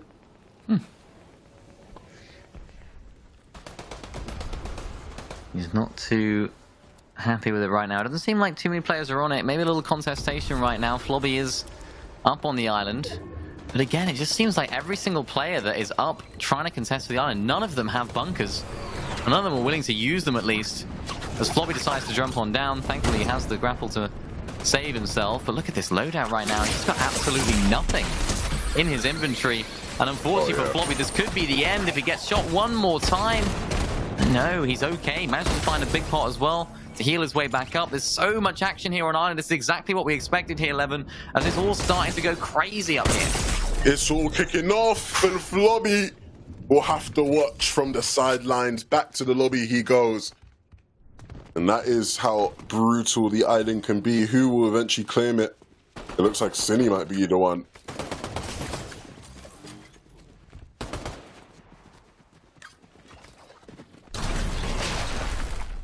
Looks as though that's what he's going to do, using the bunkers to try and protect his position. A proper island fight is what we're expecting today, and a proper island fight is what we're going to get here in game number 6 as Rifts come through. It undoubtedly means that players will be coming on through. Nice job from Cine right there to throw that EMP and rush Pichu as time in the lobby is just no longer. As now there's another rift coming through. Every single time you hear a rift when you're on this island, it's just another sign of misery, another sign of another player coming on through. But for Cine right now, he's able to keep contesting it, keep claiming it until Merfind finds his way up. Cine's so close to claiming this right now. It's still a little bit of a standoff. Top versus bottom. Who's going to come out on top? Merfind trying to find the access point. But if he gets off it, it will just be claimed, and he's aware of that. Finally realizes where Cine is, and so trying to now just find a way to engage on him. Cine quickly backing off to find cover, hide behind that right-hand peak, but he will be found and runs out of the way. So now he can't hide in that corner freely, and now things just got interesting. Can Cine deal with this pressure? Can he deal with this attack? Oh. He cannot! And that's not just the end of the game, that's the end of the tournament. Mer will find an uncontested island here, one that he has created for himself, and one that he will claim. 15 points added to the tally. Not too shabby. That's going to be so vital here in the final game.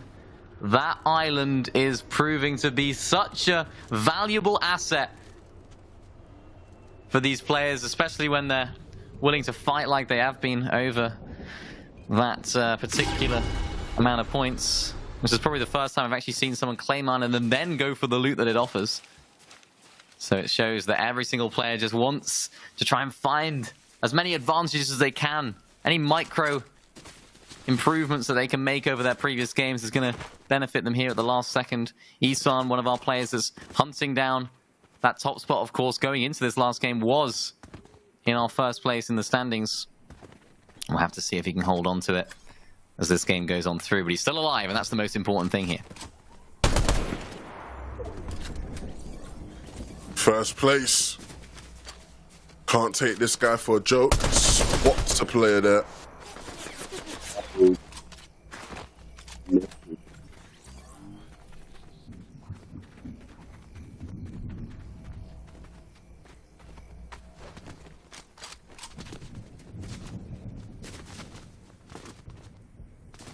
No bunkers here though, so how he approaches this next challenge of getting into the zone, it's going to be an important one.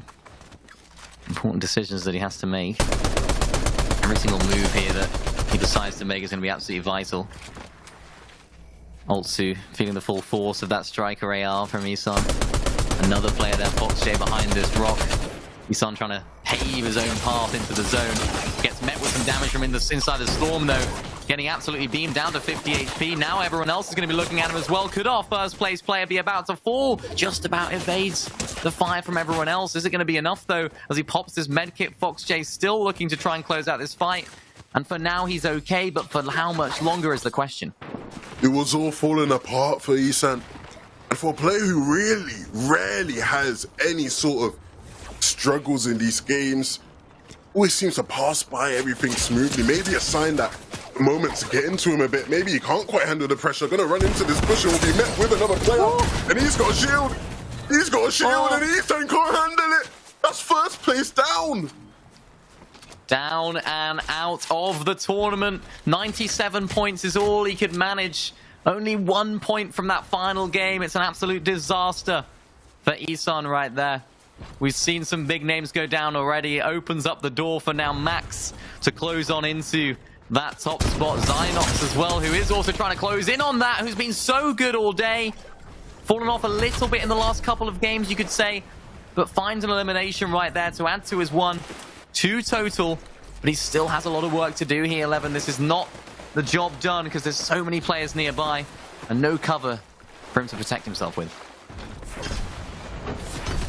Huge couple of minutes now, if not minutes, seconds now for Zynox in this game.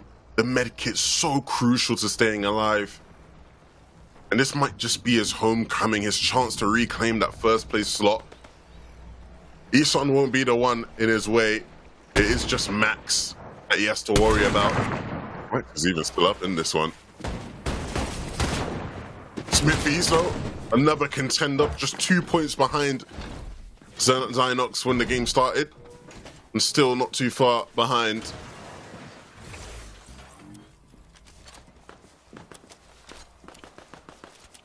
These two are the ones really gunning for first place now.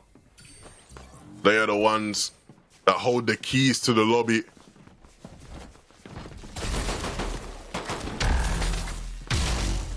Zynox seems to be in the more treacherous circumstances right now. Smithy's not safe and sound either, though. There's a player right up above his bunker. We see Monkey going down right there inside of that water area. Nice position there for Zynox. He's actually able to push up onto this bunker on the hill. Actually connects with the player that's falling down as well. That's Pixovsky.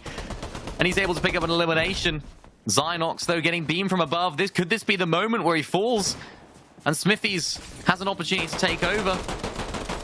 But no, he's able just to play his position right now, not trying to take too many fights, but no shield here, 11 for Zynox. This could be a disaster for him. On the right side, we're seeing him fall all the way down to low ground. There's so many players nearby, no cover for him. Has to use the remains of this bunker in order to protect himself. Things are really starting to get difficult for Zynox right now. But of course, he has this shield to be able to heal his way up for now, inside of the zone as well. Smithy's also trying to find an opportunity to get a beam off, not inside of the zone. So we're seeing currently Zynox inside of the zone. Smithy's having to make a rotation. So close right there for Zynox. I thought it could have been all over. Yeah, and he still has quite the distance to be able to recoup, what, 97 points Eson set? And now, just 6 points standing in between him and first place.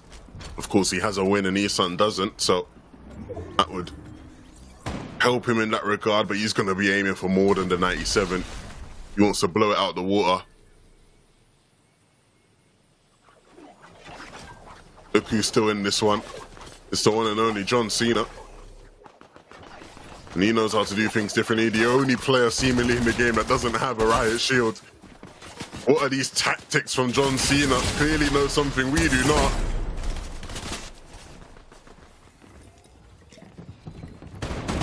Just about to find some cover there as well. There was a moment of panic when he realized there was no position for him to go into. Max is still in this game as well, so Max is currently our leader in terms of points. You see Zynox on 91, just behind.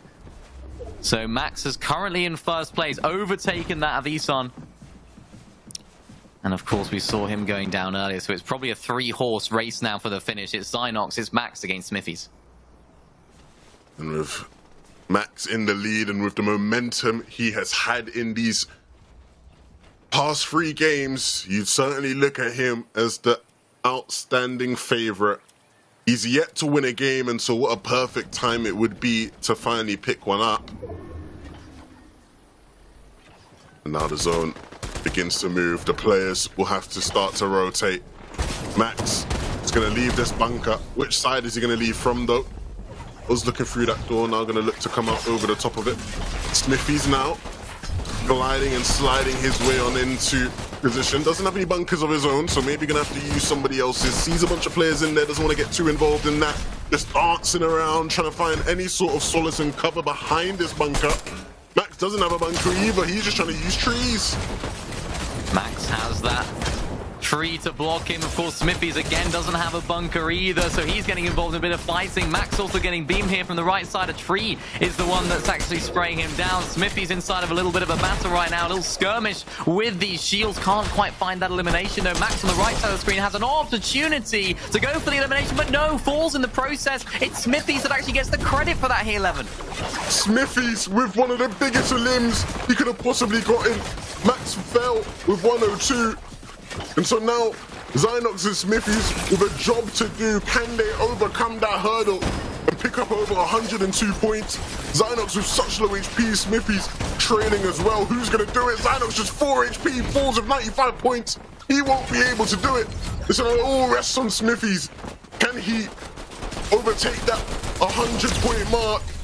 He's trying for it. Another elim, 96 points. Can he add any more? He needs to. He needs to try and get inside of that safe zone as well. There's still 8 players remaining. Smithy just needs to try and farm all of these placement points right now. 99 points. Could this be the elimination that does it? He finds it. 102 points for Smithy in the final few moments of this last game of the tournament. He needs as much placement and eliminations as possible right now. 104 is what he's going to end on with the 3rd place finish. Is that going to be enough? You'd imagine it would be, though, but the game is still continuing on. Scary Woo against Noah, all the way down on low ground to high ground. It's now going to be claimed by both players, but it's Scary Woo who comes out on top and gets themselves a 7 elimination victory royale. A big win for Scary and big congratulations, but Smithies, are you kidding me? Started the game in 4th place and will finish in 1st. All of the titans of the day fell before him, and he was the one that stepped up at the end. A massive, massive game to close out the tournament, Mini. Massive game right there. Just the nerve in those last few moments to not get too over-aggressive for eliminations. He just needed to stay alive and let those placements roll in. When you make it into that top 10, that's all you need to do. And Smithies did such a fantastic job of that. Reminder as well, he did win the 3rd game of the day. So he's had such a great performance all day long and certainly deserved that top spot right now. Yeah, we've had a bunch of different winners all throughout the day, but throughout these games, they've all provided entertainment in different ways. The likes of John Cena, who's been a joy to watch. Zynox, Smithy, Cine as well with his island fight in that final game was exhilarating. Isan, cool and composed all throughout the day, but couldn't quite do it in game number 6, and that was ultimately the most important one. I mean, so much taking place here, Mini, today, but it was this man on our screen, Smithies, that really closed the day out with a bang. Yeah, you saw Smithies right there as well, taking out Max, who is his direct opponent, in order to make it to that top spot. And that's what we like to see. That is how we like to roll here when we get to see the overall standings. And actually here, we get to see the overall standings in reverse. So we don't quite know guaranteed how things are going to be shaping up. This is suspenseful here, Leving, as we scroll on through. Yeah, you can see all these players' commiserations. They all still will walk home with some money. And so even if they didn't quite have the tournament they would have wanted to, still will pay out for them in some manner. And a lot of these players provided many moments for us throughout the day. Luig did, Cade at some points, low aim there in 22nd. John Cena in 24th, the boy. The main event, Cena, Flobby, who was an island battler all throughout the day in 25th. And so you're seeing these names. These guys really set the tempo, set the pace, but it's all about that first page. Who was the one that walked away? Wow. We know who it is. It's Smithies in 1st place. Max finished in 2nd. Zynox in 3rd.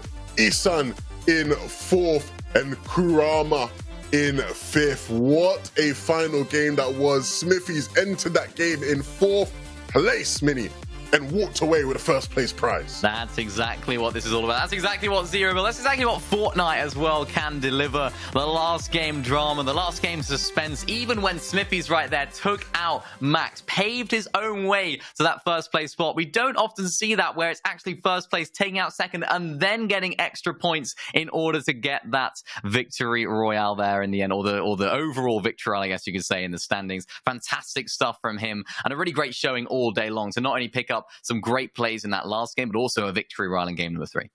Big props to Smithies, man. I mean, a player of his caliber to show us throughout the day, right? He won game 3, and when he won game 3, it was one of those games that was the most chaotic of games, right? Yeah. That game was really something, and we've had some chaotic games today. So for me to emphasize that game in particular was chaotic just shows you, and of all the players in that game, he was really the one that made it look easy and did it in the clutch moments of game number 6. That guy has ice in his veins. I mean, big props. And congratulations to everybody else. Don't get me wrong, right? All the other players in that top 5, even the ones that probably won't be happy with how that game 6 went for them, should still be very proud of themselves today.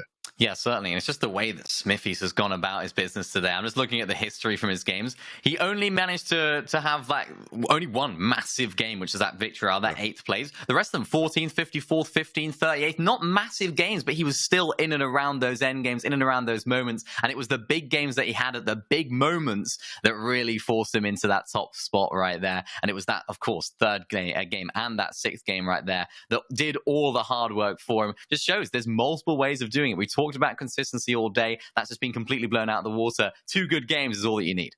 I told you at the start of the day, You man, did. that's all it is, man. But look, if you guys watching at home want to partake in tournaments just like this one, compete.playstation.com, so many different competitive offerings all across the board in a bunch of different games, not just Fortnite, but of course, I want you guys playing Fortnite. You know what I'm saying? We're here for the Fortnite, right? But look, compete.playstation.com, that is where you want to be. Not just on that website, though. Get yourself in the Discord as well, guys. Be sure to scan this QR code you're about to see here on your screens and get involved in the community. Join the Discord. A bunch of people just like yourselves who are interested in competitive gaming all across the board. It's a great place to be. You want to be in there for sure. You might even see me and Minnie in there. Who knows? Yep. Be sure to get yourself in that Discord.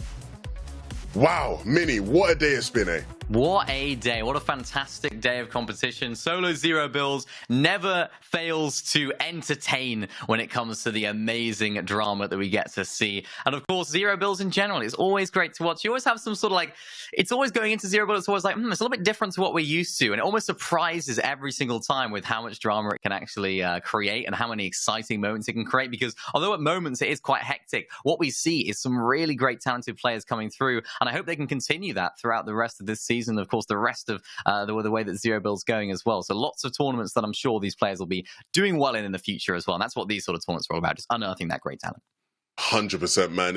I could have never predicted today to have gone the way it did. What it did let me know is I do definitely want to see a 20v20, you know, Riot Shield only tournament at some point, right? That's something I definitely want to see. But look, it's been a fantastic day. Thank you all for watching. Minnie and I greatly appreciate you. Thank you to all the people in production. Thank you to PlayStation for putting this on. Thank you to all of you who have sat patiently and watched all throughout the day. We will see you very, very soon with many, many more competitions on the way. Peace out.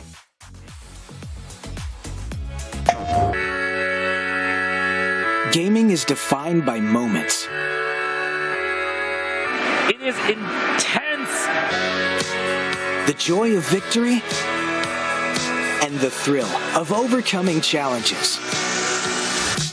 Welcome to our home of competitive gaming, where we can all experience exciting esports moments The final 1v1 of the game here. and celebrate the pros and the rising stars, I do want to see a female in the NCS. bringing you guides and deep dives Horizon can go up, but she can't go up fast. and tournaments where the community competes. Wait!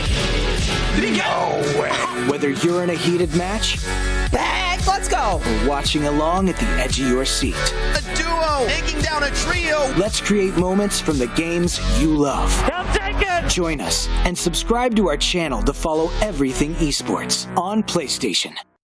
PlayStation